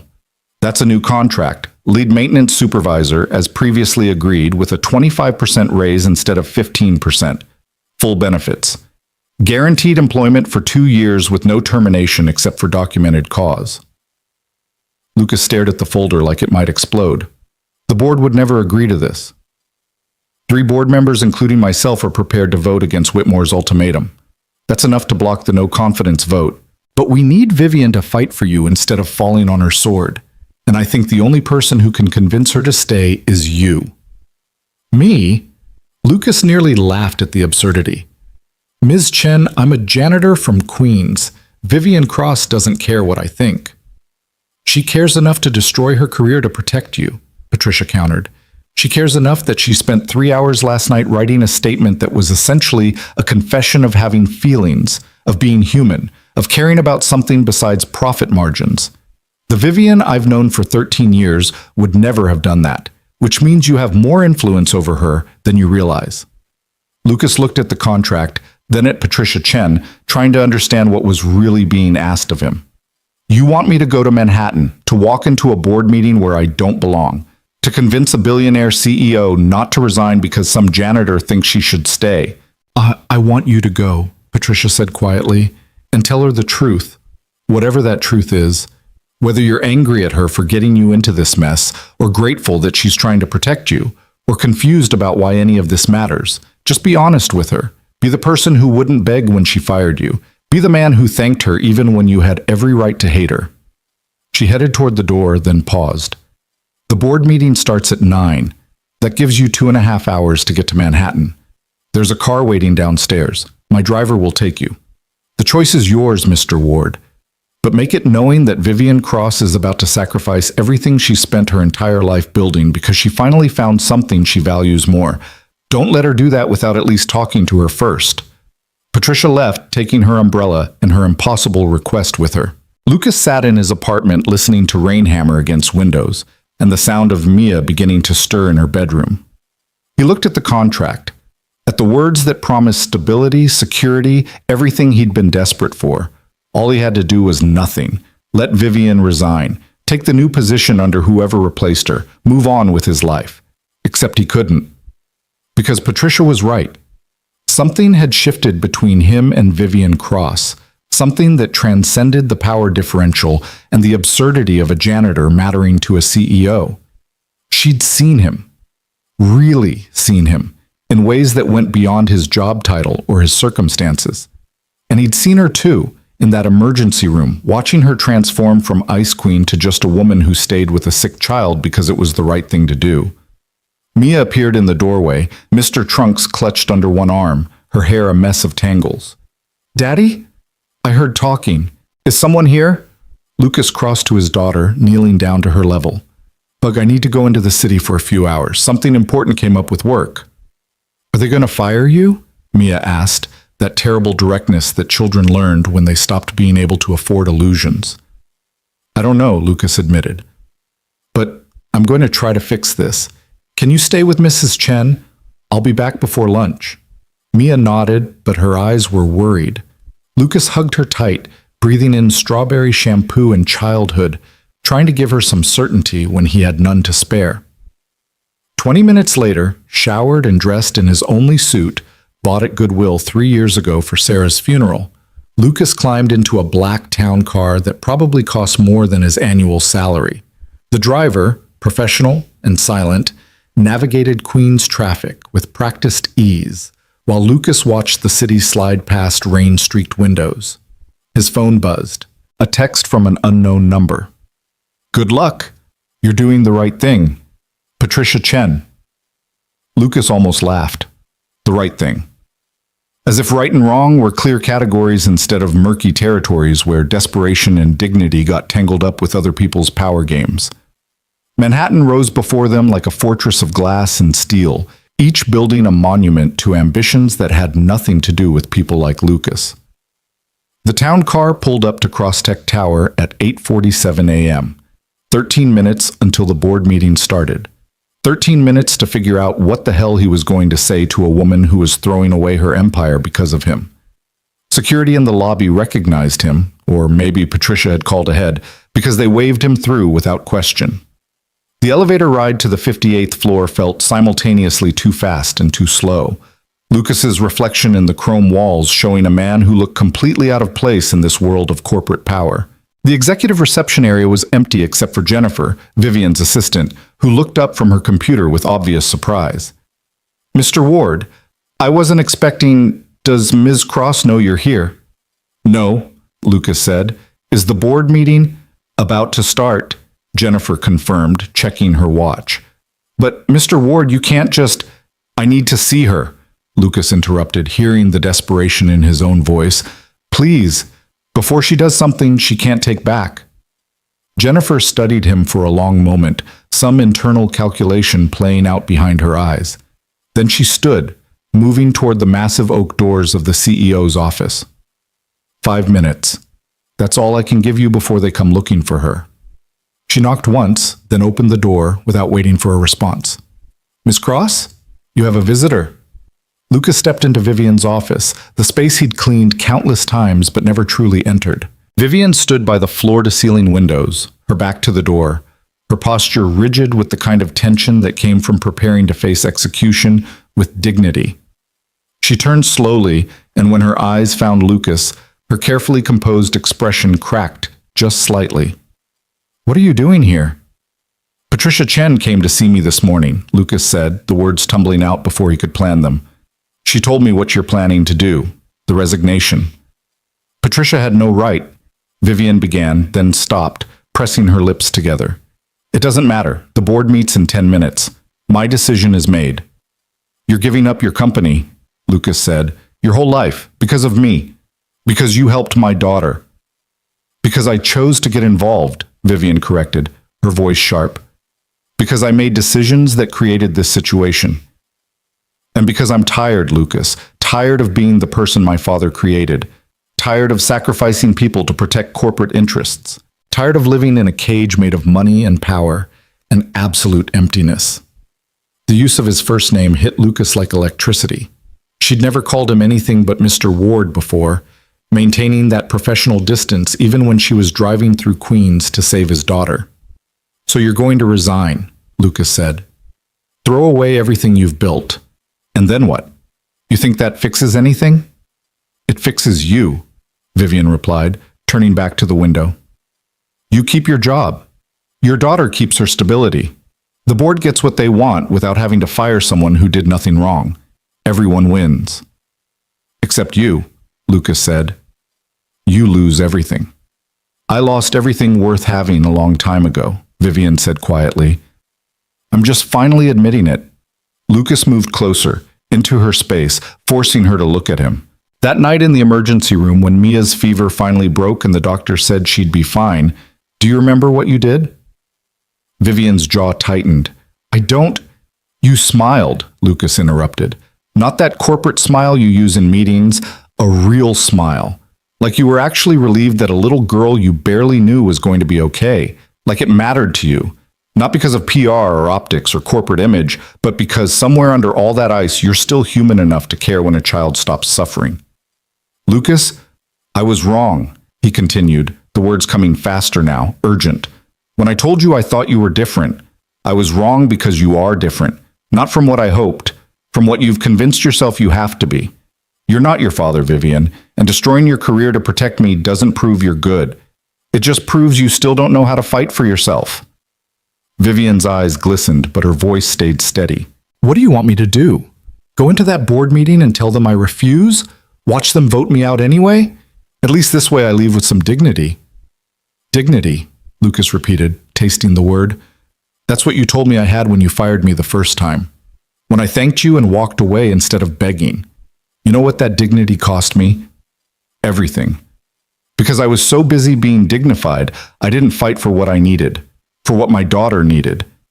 He pulled the contract from his jacket pocket, the papers Patricia had left him, and set them on Vivian's desk. 3 board members are prepared to vote against Whitmore. Patricia says that's enough to block the no-confidence vote. But they need you to actually fight instead of surrendering before the battle starts. Vivian stared at the contract, her hands clenched at her sides. And if we fight and lose, if they vote me out anyway, then I've dragged this out, made it uglier, and you still end up fired. Then at least we tried, Lucas said. At least we stood up and said that doing the right thing matters more than protecting our reputations. At least we showed your father's ghost that his way isn't the only way. My father, Vivian's voice broke slightly. My father would say I'm destroying his legacy, everything he built, everything he sacrificed for. Your father, Lucas said gently, sacrificed you. Turned his daughter into a weapon instead of a person. And now you're so convinced that feeling anything makes you weak that you'd rather fall on your sword than let yourself fight for something that actually matters. Vivian's composure finally cracked. She sank into her desk chair, pressing her hands over her face. I don't know how to do this, Lucas. I don't know how to be the person who fights for principle over profit. I've spent 36 years learning the opposite.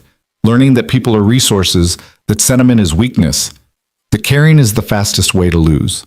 Well, Lucas pulled over a chair, sitting across from her. Equal height now, equal ground, at least metaphorically. Then learn something new. You learned how to run a Fortune 500 company. You can learn how to be human again. What if I'm not good at it? Vivian asked, her voice small. What if I try to fight and I'm still just my father's daughter, making everything worse? Then you fail, Lucas said simply, and you get back up and try again. That's what the rest of us do. We fail and survive and keep trying because we don't have the luxury of giving up. A knock at the door interrupted them, Jennifer's voice apologetic but firm. Ms. Cross? The board is waiting.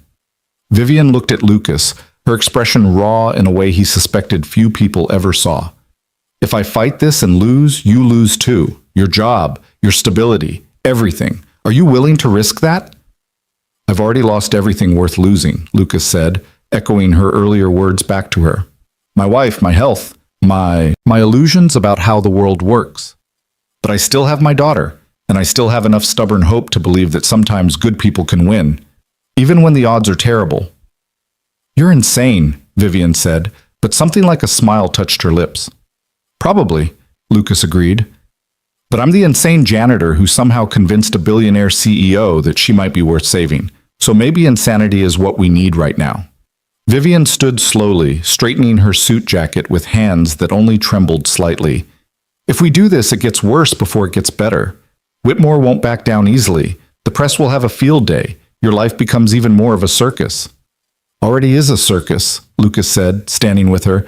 Might as well be a circus with a purpose. They walked together toward the conference room, an odd pair, the CEO in her designer suit and the janitor in his Goodwill special. Jennifer watched them pass with something like hope in her eyes, and Lucas wondered how long she'd been waiting for Vivian Cross to become someone worth hoping for. The conference room fell silent when they entered. 12 men and 3 women turned to stare, their expressions ranging from surprise to irritation to, in Patricia Chen's case, carefully concealed satisfaction. Chairman Whitmore stood, his face darkening. Vivian, we agreed you'd submit your resignation this morning. What is this? This is me reconsidering, Vivian said, her voice steady now, channeling that command that could make executives scramble. And this is Lucas Ward, the employee you want me to fire to protect your comfort. This is highly inappropriate, another board member sputtered. You can't bring a subordinate into a closed board meeting. I can bring anyone I want into any meeting I choose to attend, Vivian interrupted coldly. I'm still CEO, and I'm not resigning. Furthermore, I'm not terminating Mr. Ward. If you want either of those things to happen, you'll have to vote me out. But I'm going to make that vote as uncomfortable as possible. Whitmore's face was turning an alarming shade of red. You're letting personal feelings compromise your judgment, just like we feared. This proves you're not fit to lead this company. My judgment, Vivian said, her voice dropping to that tone that usually made people reconsider their life choices, is that a company worth running is one that doesn't sacrifice good people to protect bad optics. My judgment is that the 1,500 employees of Crosstech Industries deserve a CEO who treats them like human beings instead of interchangeable resources. And my judgment is that if this board is more concerned with stock prices than with basic human decency, then maybe I'm not the one who's unfit for leadership. This is emotional nonsense, Whitmore said dismissively. You helped this man because you felt sorry for him. That's not leadership, that's sentimentality. Lucas found himself stepping forward before he'd consciously decided to speak. Mr. Whitmore, can I ask you a question? The room went even more silent, if that was possible. A janitor addressing the chairman of the board was apparently unprecedented enough to shock even the most jaded corporate veterans into stillness. I beg your pardon? Whitmore said icily. When was the last time you were inside a Crosstech facility after midnight? Lucas asked. When was the last time you saw what actually happens when everyone else has gone home? Who cleans your offices, maintains your buildings, keeps everything running so you can show up in the morning to buildings that magically function? That's hardly relevant. It's completely relevant, Lucas interrupted, his army training helping him stand straight despite feeling like he might vomit from nerves. Because you're about to fire me to protect a reputation I never asked to threaten. My daughter got sick. Miss Cross helped. That's the entire story. No scandal, no impropriety, nothing except one human being helping another. And if that's something Crosstech Industries needs to hide, then maybe the problem isn't with me or Ms. Cross. Maybe the problem is with a board that's forgotten what companies are supposed to be for. Companies, Whitmore said with exaggerated patience, are supposed to create value for shareholders. Companies, Lucas countered, are made of people. And when you treat people like they're disposable, when you fire them for needing help, for being human, for having lives outside these walls, you don't create value. You create fear, and fear makes for terrible companies. Patricia Chen cleared her throat delicately. If I might interject, the public response to Ms. Cross's statement has been overwhelmingly positive. Our social media mentions are up 400%, almost all positive. Employee morale, according to our internal surveys, has increased significantly, and our stock price has recovered fully and is actually trending upward. It appears that having a CEO who demonstrates human compassion is actually good for business. That's short-term noise, Whitmore dismissed. Markets are emotional. They'll stabilize and this will all blow over. Or, Patricia continued calmly, it represents a fundamental shift in how employees and consumers view corporate leadership. The data suggests that companies demonstrating authentic care for workers outperform those that don't. This isn't sentiment, Gerald. It's strategic advantage.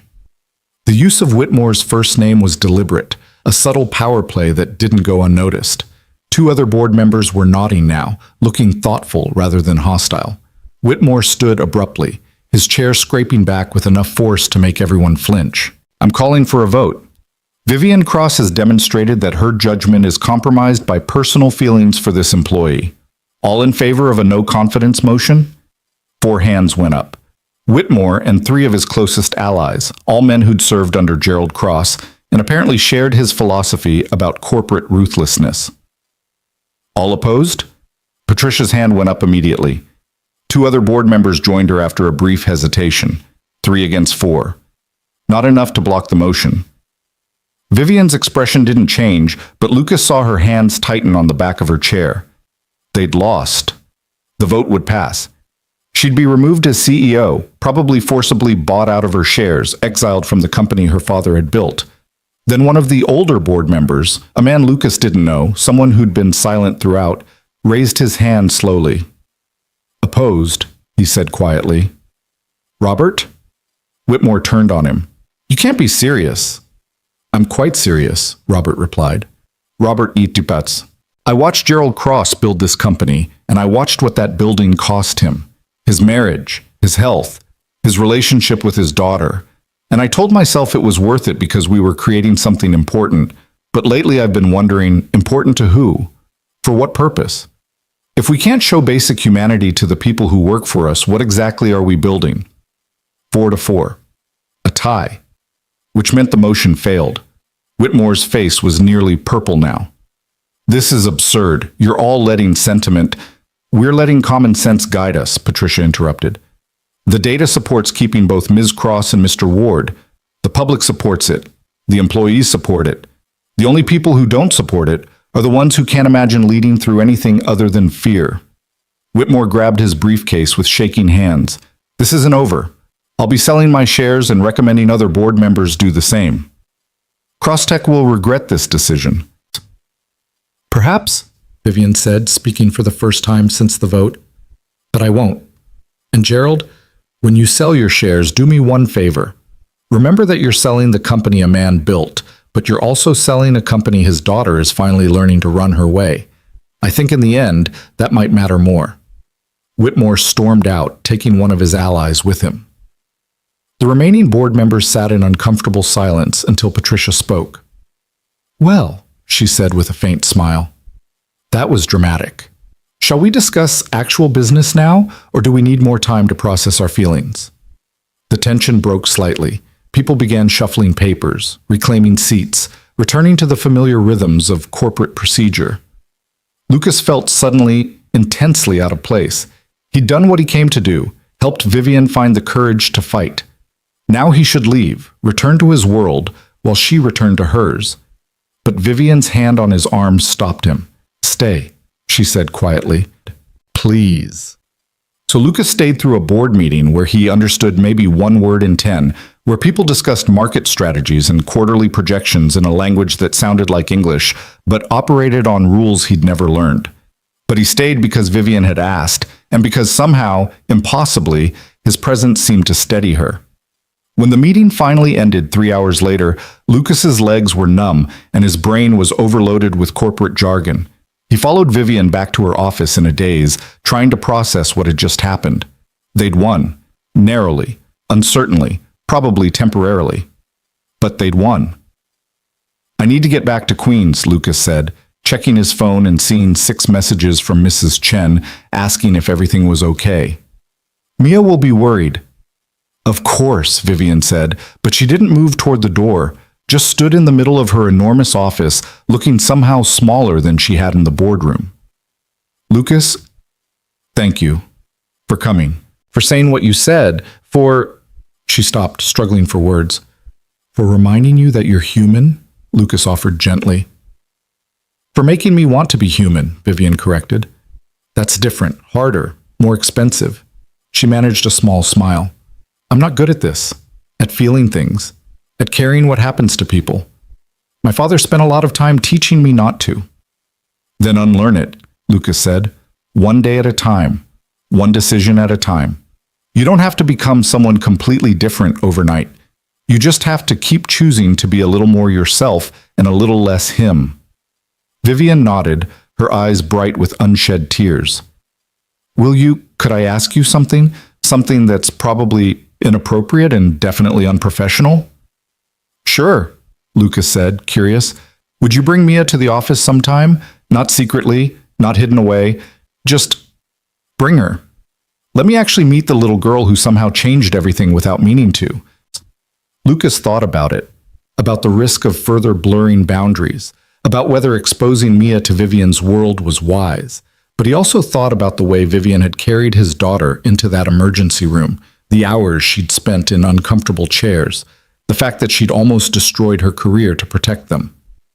Yeah, he said finally. We can do that. Maybe this weekend? I could bring her by, show her where I work, let her meet the woman who saved her life.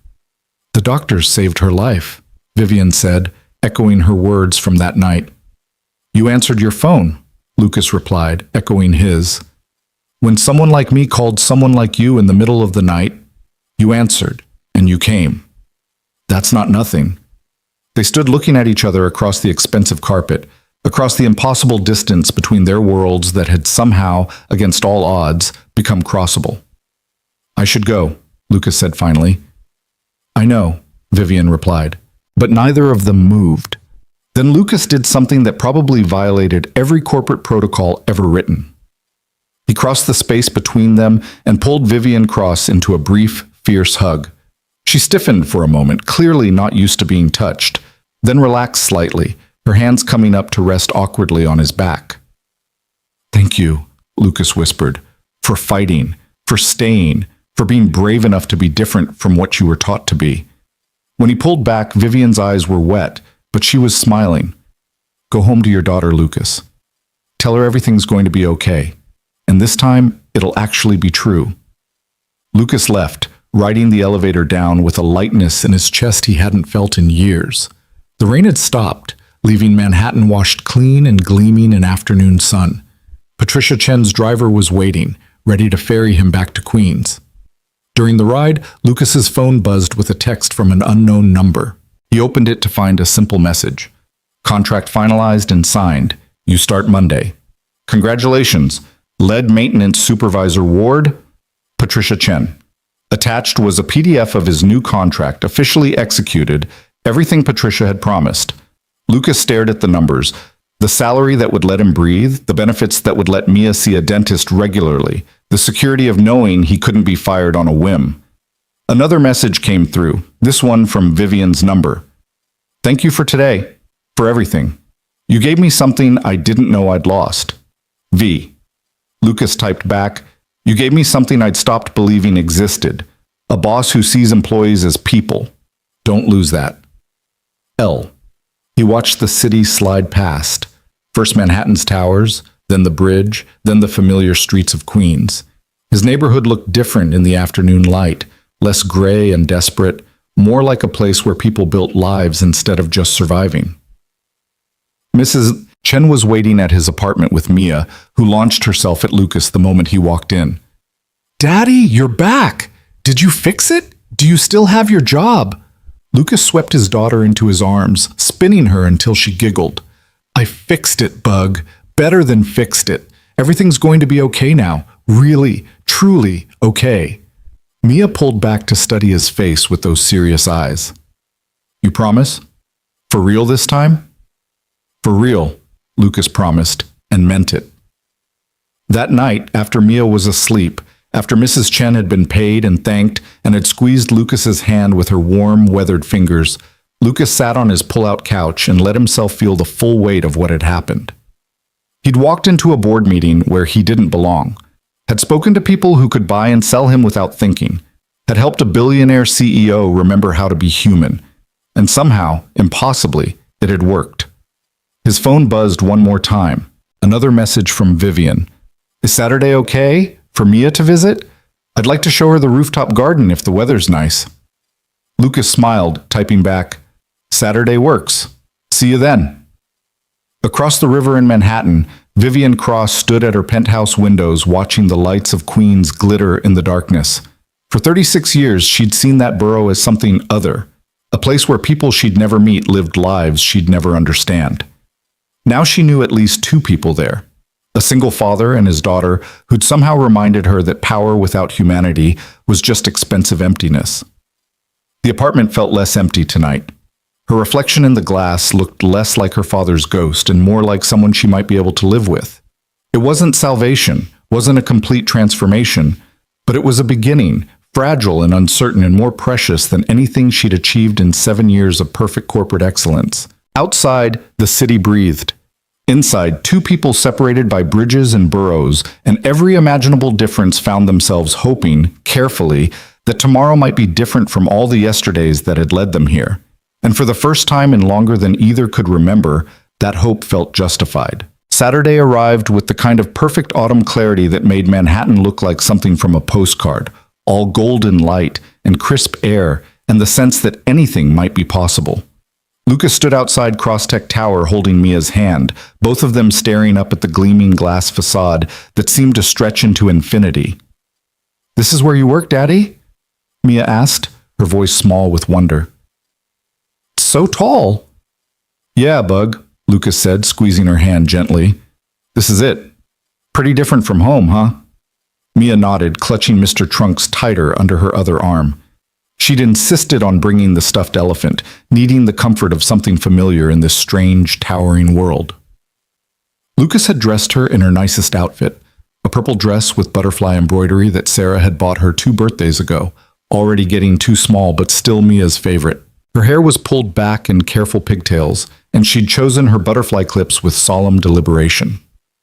They entered the lobby together, and Lucas watched his daughter's eyes go wide at the marble floors, the abstract art installations, the fountain in the center that probably cost more than their apartment. Security recognized Lucas this time.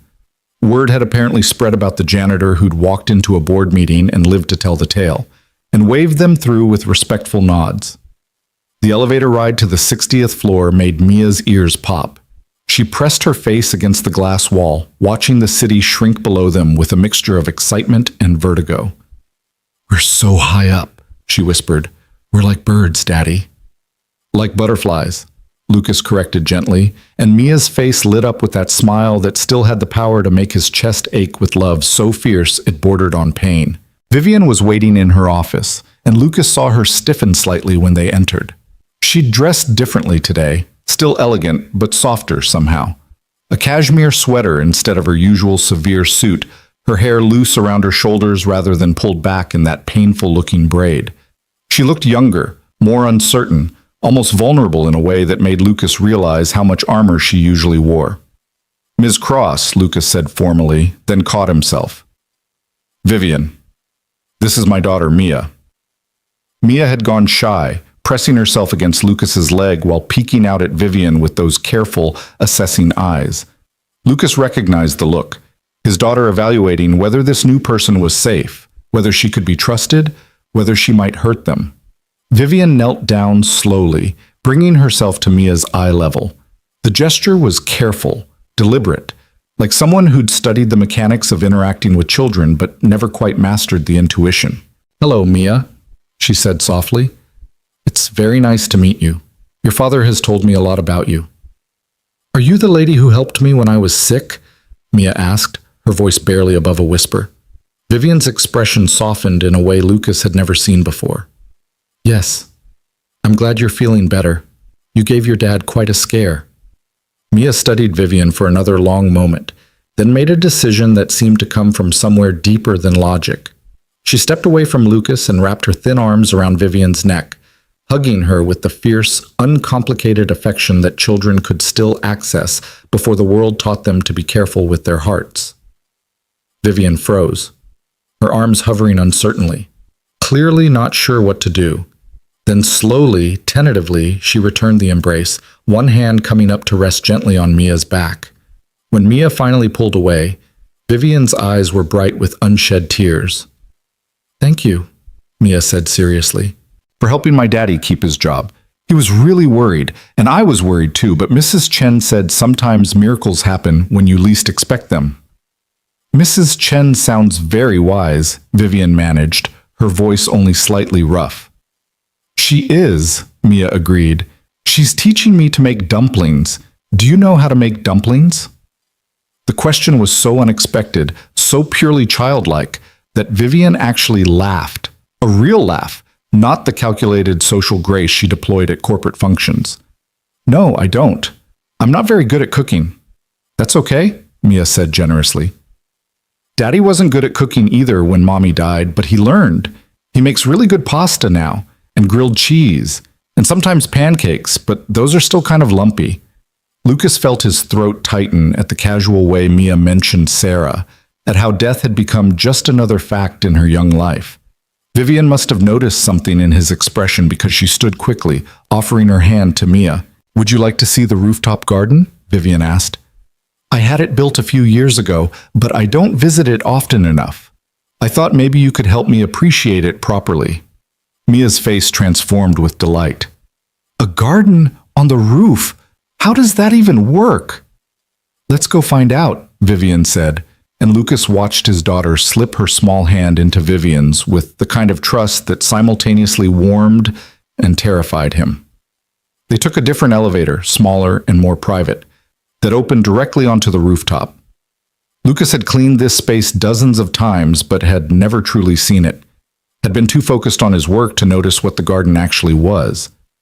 Now, walking through it with Mia's hand in his and Vivian leading the way, he saw it with new eyes. The garden was an oasis suspended 60 stories above Manhattan, carefully cultivated beds of late-blooming flowers, small trees and enormous planters, benches tucked into corners designed for contemplation. And everywhere, designed with what must have been intentional whimsy, were butterfly gardens, plants specifically chosen to attract the monarchs and swallowtails that somehow found their way to this elevated sanctuary. Mia gasped, pulling free from both adults to run toward a patch of purple asters where 3 monarch butterflies were feeding.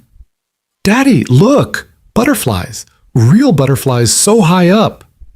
"They migrate through here in the fall," Vivian explained quietly, standing beside Lucas. "I don't know if they understand they're 60 floors up, or if they just see the flowers and don't care about the height. But they come every year." "You built this," Lucas said, not quite a question. "My father wanted to use the space for a helipad," Vivian replied, watching Mia try to get close to the butterflies without scaring them away.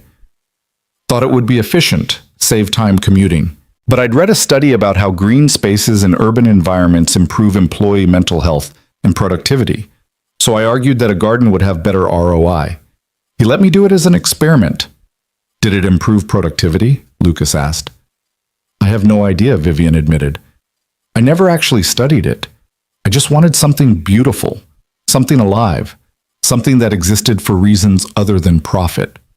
She paused. "I've been up here maybe 6 times in 3 years. Always felt like I was wasting time that could be spent working. But watching your daughter right now, seeing her actually use it the way it was meant to be used, I think maybe I've been wasting time in the wrong places." Mia had found a bench near the butterfly garden and was sitting with Mr. Trunks in her lap, watching the monarchs with rapt attention.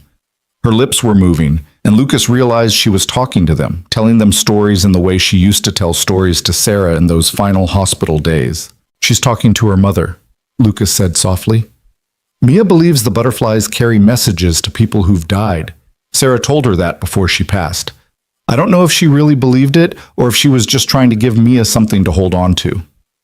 "It's a beautiful belief," Vivian said. "Better than anything I had when my father died." "What did you have?" Lucas asked, then immediately regretted the question. "Sorry, that's too personal." "Relief?" Vivian interrupted, her voice flat. I had relief. Isn't that terrible? The man who built all this, who gave me everything, who shaped me into who I am. And when he died, all I felt was relief that maybe I could finally breathe without wondering if I was meeting his standards. She moved to a different bench, one that overlooked the city, and Lucas followed, sitting beside her while Mia remained absorbed in her butterfly communion. The day of his funeral, Vivian continued, staring out at Manhattan's impossible skyline, I stood at his grave and tried to cry, thought I should cry. Everyone expects the grieving daughter, right? But I couldn't. I just kept thinking about how he'd told me once that emotions were weaknesses that competitors would exploit, that love was a liability, that the only thing that mattered was the company, the legacy, the numbers that proved your worth. Sounds lonely, Lucas said carefully. It was, Vivian agreed. It is. I have an apartment worth $8 million and I eat dinner alone every night. I have enough money to buy literally anything and no one to share it with. I have power that people spend their whole lives chasing, and it feels like nothing except weight. She turned to look at him, really look at him, her ice blue eyes now warm with something that might have been vulnerability. That night in the emergency room with Mia, those hours of sitting in uncomfortable chairs waiting for her fever to break. That was the first time in 7 years I'd felt like I was doing something that actually mattered. Not for the company, not for shareholders, not for my father's ghost. Just because it was right. Because there was a scared father and a sick little girl, and I had the ability to help. You did help, Lucas said. More than you know. Not just that night, but everything after. You could have let the board push you around, could have fired me and saved yourself. But you fought. You stayed. You chose the hard thing over the easy thing, and that matters, Vivian. That changes things. It almost cost me everything, Vivian pointed out. But it didn't, Lucas countered. You're still here, still CEO, and more than that, you're becoming someone your father never let you be. Someone who cares more about people than profit margins. Someone human. Vivian was quiet for a long moment, watching Mia among the butterflies. When she spoke again, her voice was thick with emotion. I don't know how to do this, Lucas. How to be the kind of person who has relationships, who lets people in. My father spent 36 years teaching me that caring about people was dangerous, that attachment was weakness. I don't have the instincts for this that normal people have. Then learn them, Lucas said, echoing his words from the boardroom. One day at a time. One choice at a time. You don't have to be perfect at being human. You just have to keep trying. What if I hurt people? Vivian asked. What if I make decisions that seem right but end up being cruel because I don't understand how normal people work? Lucas thought about his answer carefully, knowing it mattered. Then you apologize. You learn from it. You do better next time. That's what everyone else does, Vivian. We all mess up. We all hurt people we care about. The difference is whether you try to do better or whether you give up because trying is hard. Mia appeared suddenly at Vivian's side, making them both jump slightly. Ms. Vivian, can I ask you something? Of course, Vivian said, composing herself quickly. Why don't you come to our apartment for dinner sometime? Mia asked with the straightforward logic of 8-year-olds. Daddy makes really good pasta, and Mrs. Chen could come too, and we could teach you how to make dumplings. It's more fun when there's lots of people. Vivian looked stunned, clearly not having expected this particular invitation. She glanced at Lucas, who found himself nodding despite every instinct that said inviting his boss to his cramped Queen's apartment was crossing about 17 different boundaries. I'd like that, Vivian said softly. Very much. If it's okay with your father. It's okay, Lucas confirmed, meaning it more than he'd expected. How about next Friday? Nothing fancy, just pasta and good company. And dumplings, Mia added enthusiastically. We'll make dumplings for dessert. Mrs. Chen says you can put sweet things inside them too. Then I'll be there, Vivian promised, and something in her expression looked almost like happiness, tentative and uncertain, but real. They spent another hour on the rooftop, Mia showing Vivian every butterfly, every flower, every small miracle of nature that had been transported 60 floors above the city. Vivian listened with genuine attention, asking questions that made Mia feel important and heard in ways that children desperately needed. Lucas watched them together, the billionaire CEO, and the 8-year-old girl bonding over butterflies and stories, and felt something shift in his chest. Not romance exactly, though there was something there, some connection that transcended their vastly different circumstances. More like recognition, like seeing someone who'd been lost finally finding their way towards something that looked like home. When they finally prepared to leave, Mia hugged Vivian again, unself-conscious and warm. "Thank you for showing me your garden," she said, "and for helping my daddy. You're nice. I like you." "I like you too, Mia," Vivian replied, and Lucas could hear that she meant it, that this wasn't corporate politeness, but genuine affection. "I'll see you next Friday for pasta and dumpling making lessons."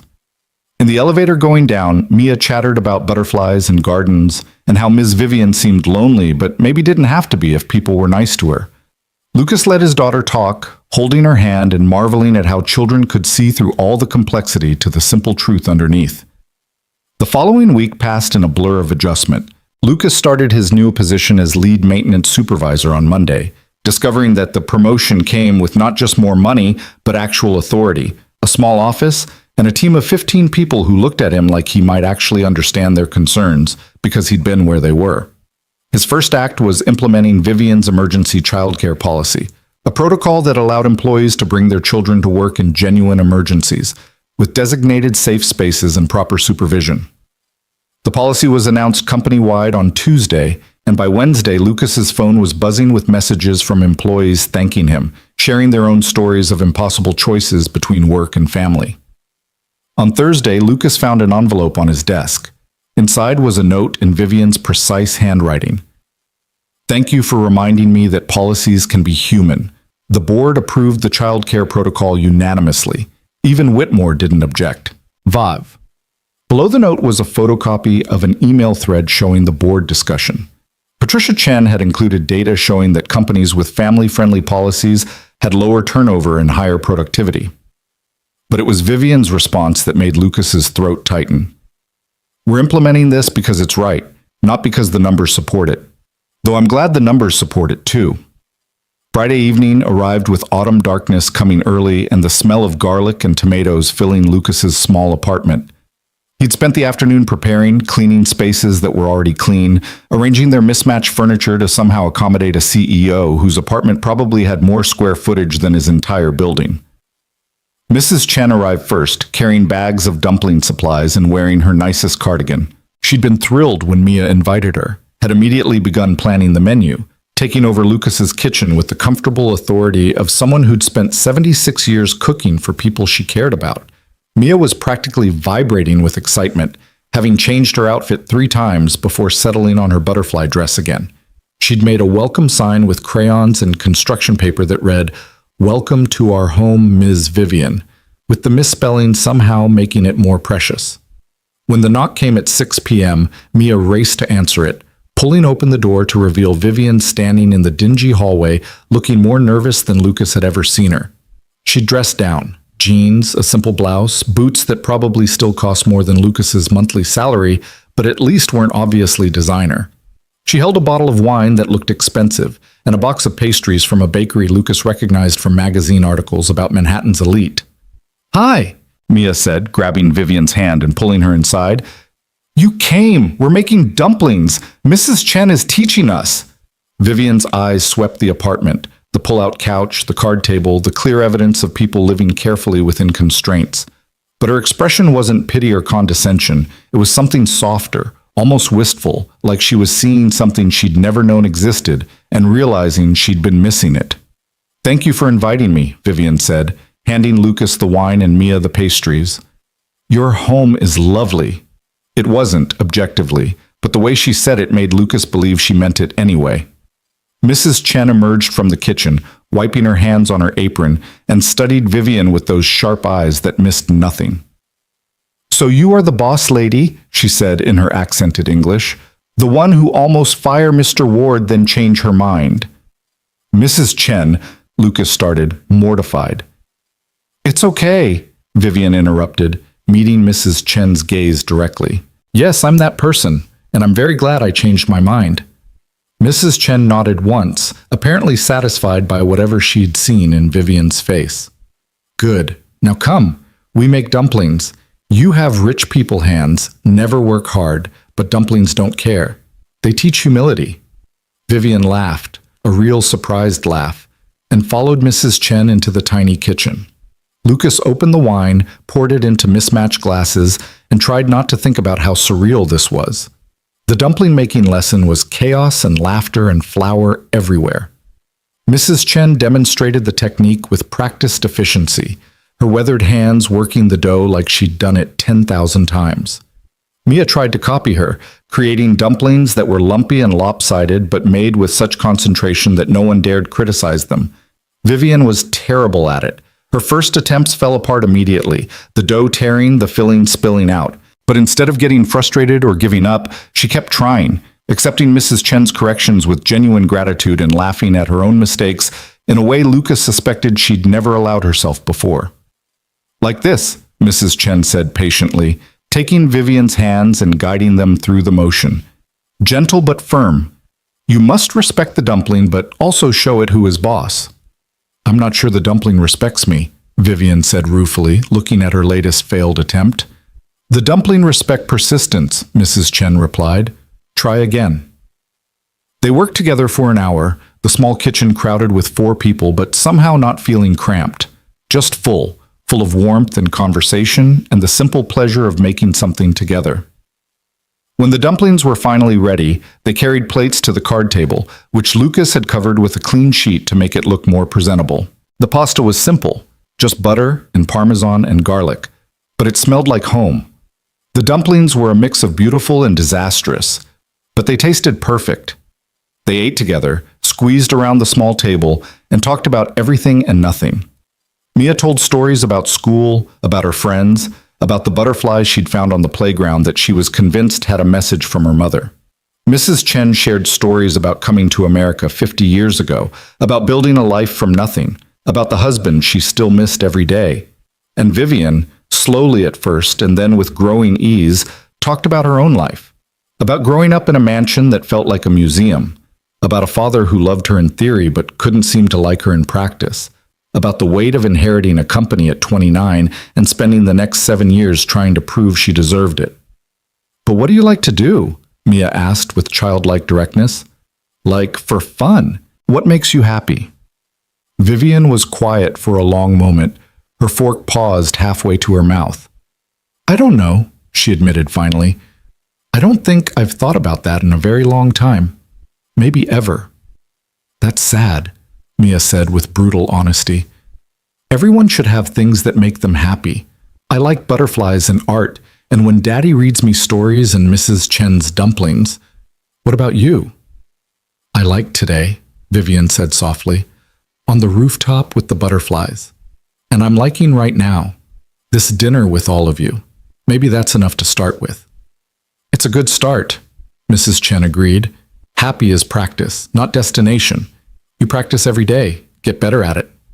After dinner, Mia insisted on showing Vivian her room, pulling her by the hand to the small space that held a twin bed, a bookshelf from Goodwill, and walls covered in butterfly drawings. Vivian sat on the edge of the bed while Mia explained each picture, each library book, each small treasure that made up her world. Lucas watched from the doorway, his heart doing complicated things in his chest. There was something profound happening here, something that went beyond a CEO being kind to an employee's daughter. Vivian was learning how to be a person again, and Mia, with all her 8-year-old wisdom, was teaching her. When Mia finally started yawning, Lucas intervened.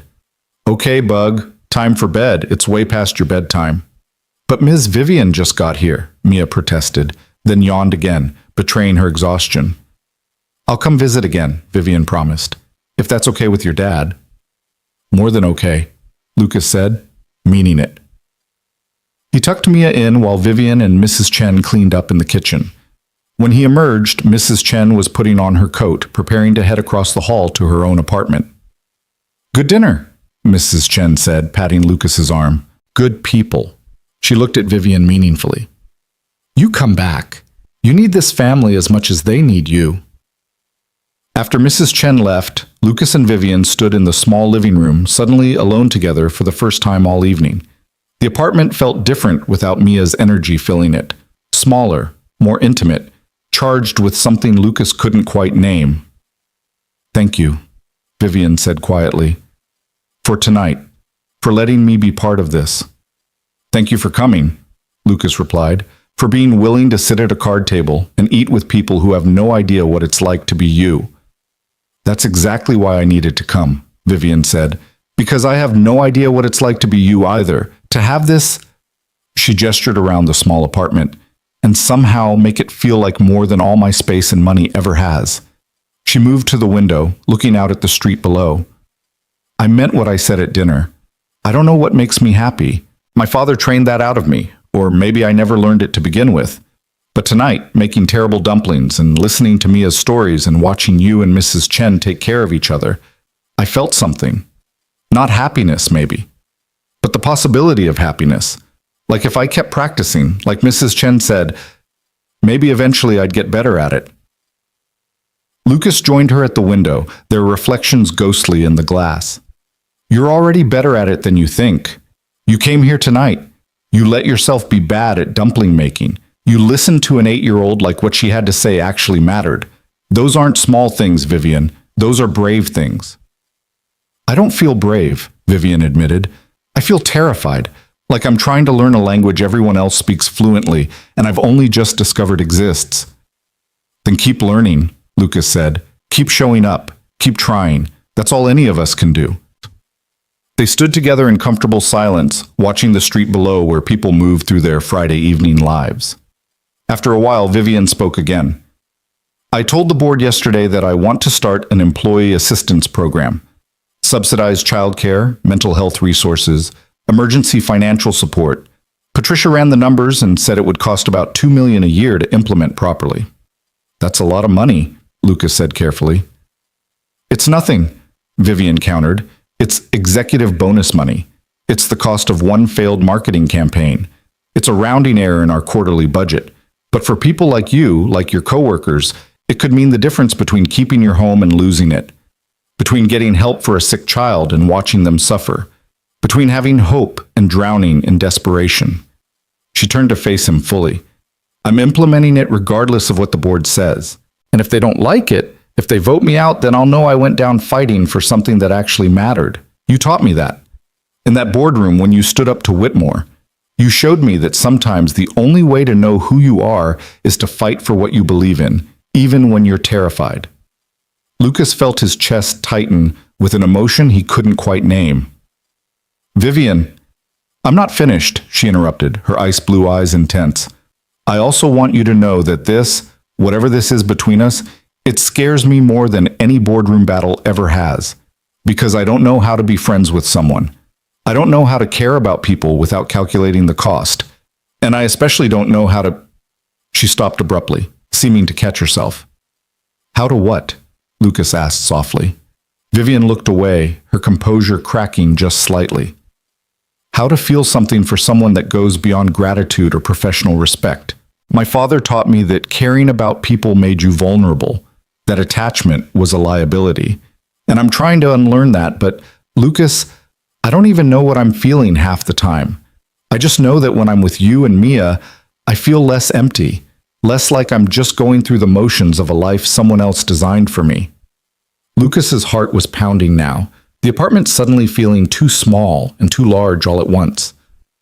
"I don't know what this is either," he admitted. "I just know that you saved my daughter's life, that you fought for me when you didn't have to, that you're trying so hard to be different from what you were taught to be, and that courage matters to me. You matter to me. You and Mia, you've given me hope that maybe good people still exist in positions of power, that maybe the world isn't as broken as I thought it was." They stood close now, close enough that Lucas could see the flecks of gray in Vivian's blue eyes, could see the vulnerability she was trying so hard to show him despite her training telling her to hide it. "I don't know how to do this," Vivian whispered.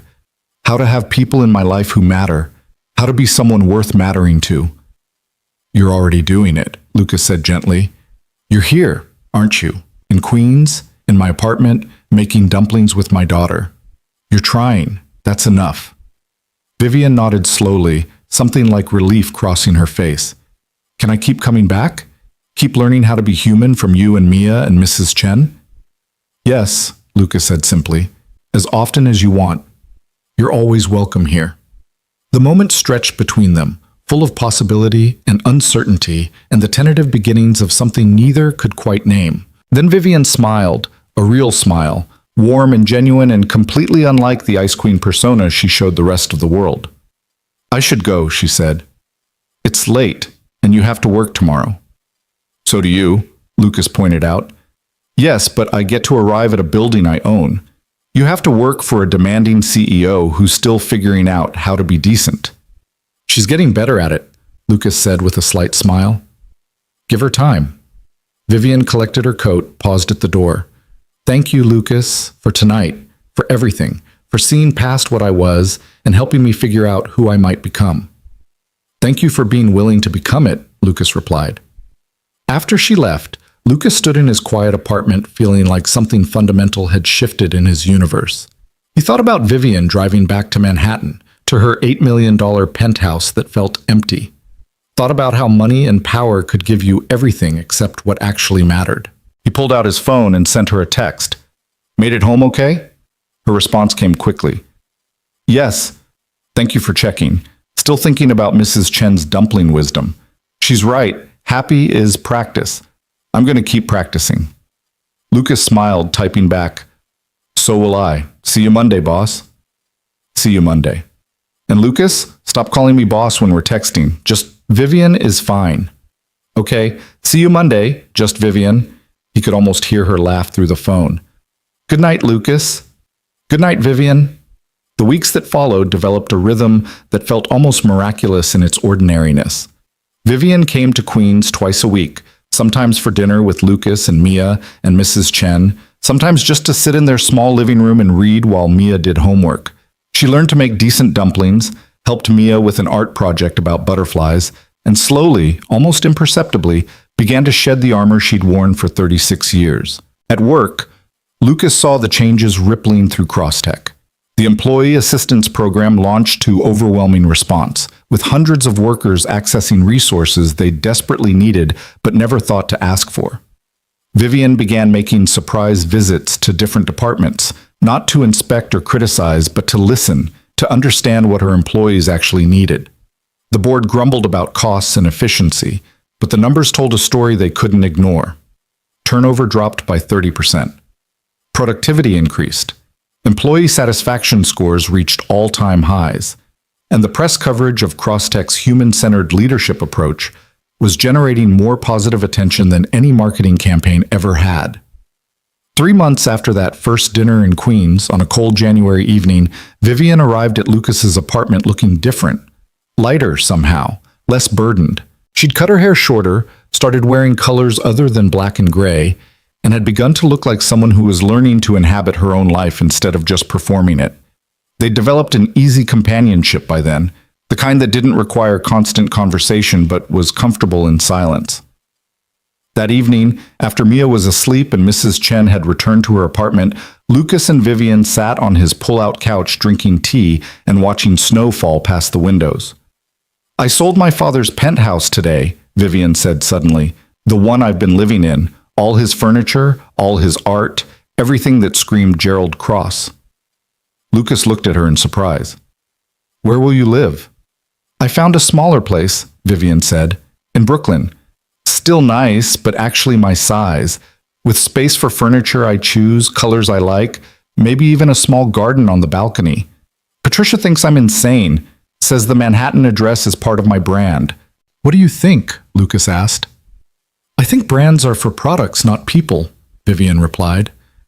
I think I've spent enough of my life living in my father's shadow, and I think, she paused, turning to look at Lucas directly, I think I want to live somewhere that feels closer to the people who actually matter to me, closer to here.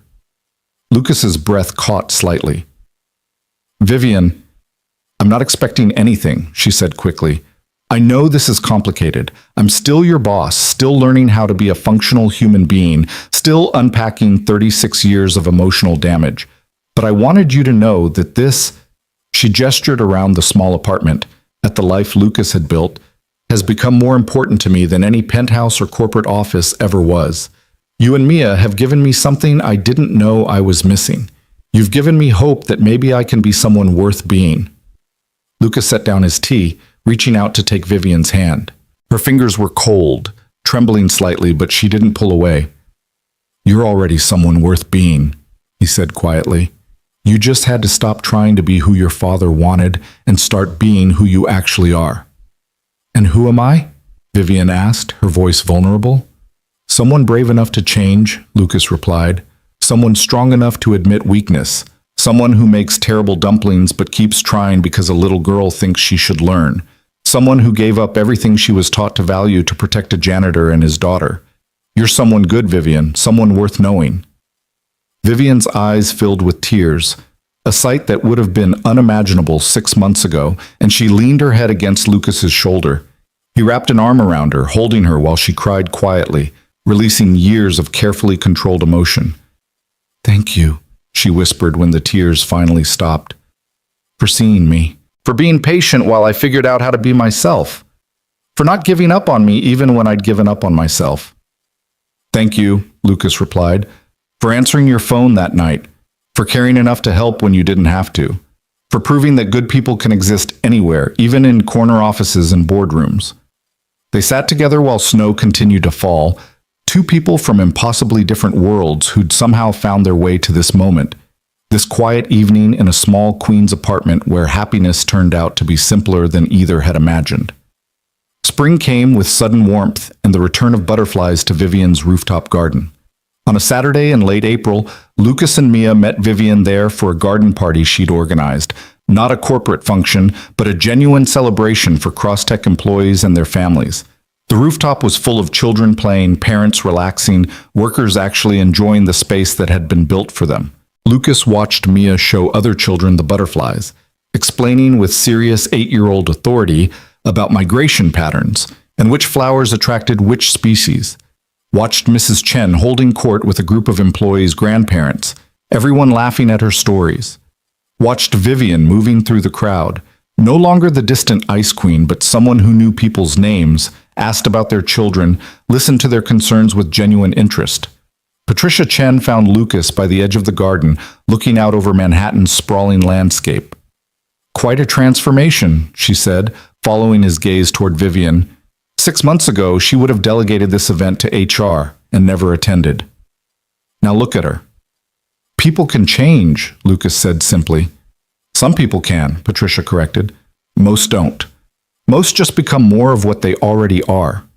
But Vivian, she's becoming someone completely different, better, more human. And I don't think that happens without the right catalyst." She looked at Lucas meaningfully. "Thank you, Mr. Ward, for being whatever she needed you to be. For showing her that power doesn't have to mean isolation, that success doesn't require sacrificing your soul. Crosstech is better because you're here. Vivian is better because you're here." "She did the hard work herself," Lucas said. "I just reminded her it was possible." "Sometimes that's exactly what people need," Patricia replied. "Someone to believe in them until they can believe in themselves." As the afternoon stretched into evening, as the party wound down and families began to leave, Lucas found himself standing with Vivian at the edge of the rooftop, watching the sun set over Manhattan in shades of gold and rose. "I've been thinking," Vivian said, her hand finding his naturally now, their fingers intertwining with the ease of practice, "about what Mrs. Chen said, about happy being practice." "Yeah," Lucas prompted. "I think I'm getting better at it," Vivian continued, "at being happy, at letting myself care about people, about letting people care about me, at building a life instead of just surviving one." She turned to face him, her expression open in a way that would have been impossible 6 months ago. "I'm still not good at this. At relationships, at vulnerability, at all the things normal people learn when they're young. But I'm learning. And I wanted you to know that I'm—" She took a breath, gathering courage. "I'm falling in love with you. With your daughter, with Mrs. Chen and your apartment and the life you've built from nothing except determination and dignity. And that terrifies me, but it also makes me hopeful in ways I never thought I could be." Lucas's heart was pounding, but his voice stayed steady. "I'm falling in love with you too," he admitted, "with who you're becoming, with how hard you're working to unlearn everything your father taught you. With the way you look at Mia like she's precious, with your terrible dumpling-making skills and your willingness to keep trying anyway. He squeezed her hand gently. I don't know what this becomes, Vivian. I don't know how we navigate the complications of you being my boss, of our lives being so different, of all the reasons this shouldn't work. But I know I want to try. I know that what we have is worth fighting for. So we fight, Vivian said simply. We keep practicing at being happy. We keep showing up for each other. We keep building something real, even when it's messy and complicated and imperfect. Even when it's imperfect, Lucas agreed. They stood together as the sun set, as butterflies returned to their evening roosts, as the city transformed from day to night. Behind them, Mia was drawing a picture of the garden, her tongue sticking out in concentration. Around them, the space hummed with the afterglow of celebration, of community, of people coming together. Below them, Manhattan sprawled in all its complicated glory, millions of stories intersecting, millions of lives being lived in quiet desperation or loud triumph, or most commonly, in the space between where people just tried to survive and sometimes, if they were lucky, found moments of grace. Lucas thought about where he'd been 6 months ago, fired, desperate, convinced that hope was a luxury he couldn't afford. Thought about the day Vivian Cross had said, "You're fired," and he'd walked out with dignity instead of anger. That moment had changed everything, had cracked something open in both of them, had started them on paths that led here, to this rooftop garden where a billionaire CEO and a maintenance supervisor stood hand in hand watching the sunset. "Thank you," Lucas said softly. "For what?" Vivian asked. "For being different than I thought you were, for proving that people in power can choose kindness, for showing my daughter that the world still has good people in it, even in the places where you'd least expect to find them." "Thank you," Vivian replied, "for not letting me give up on myself, for believing I could be more than my father made me, for giving me a reason to become someone worth being." Mia ran up to them, her drawing clutched in her hands. "Look, I drew all of us. There's Daddy and Miss Vivian and me and Mrs. Chen and all the butterflies."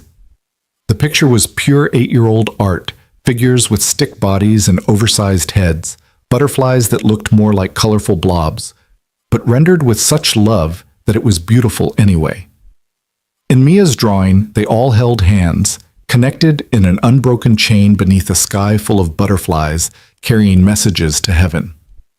"It's perfect," Vivian said, and meant it. "Can I keep it?" she asked Mia. "To put in my new apartment?" Mia beamed. "Yes, it's for you. So you remember that you're part of our family now." Vivian's eyes went bright with tears again, but this time they were tears of joy rather than grief. She knelt down to hug Mia, holding her with the kind of fierce tenderness that came from finally understanding what love actually was. "I'll treasure it forever," Vivian promised, "just like I'll treasure all of you."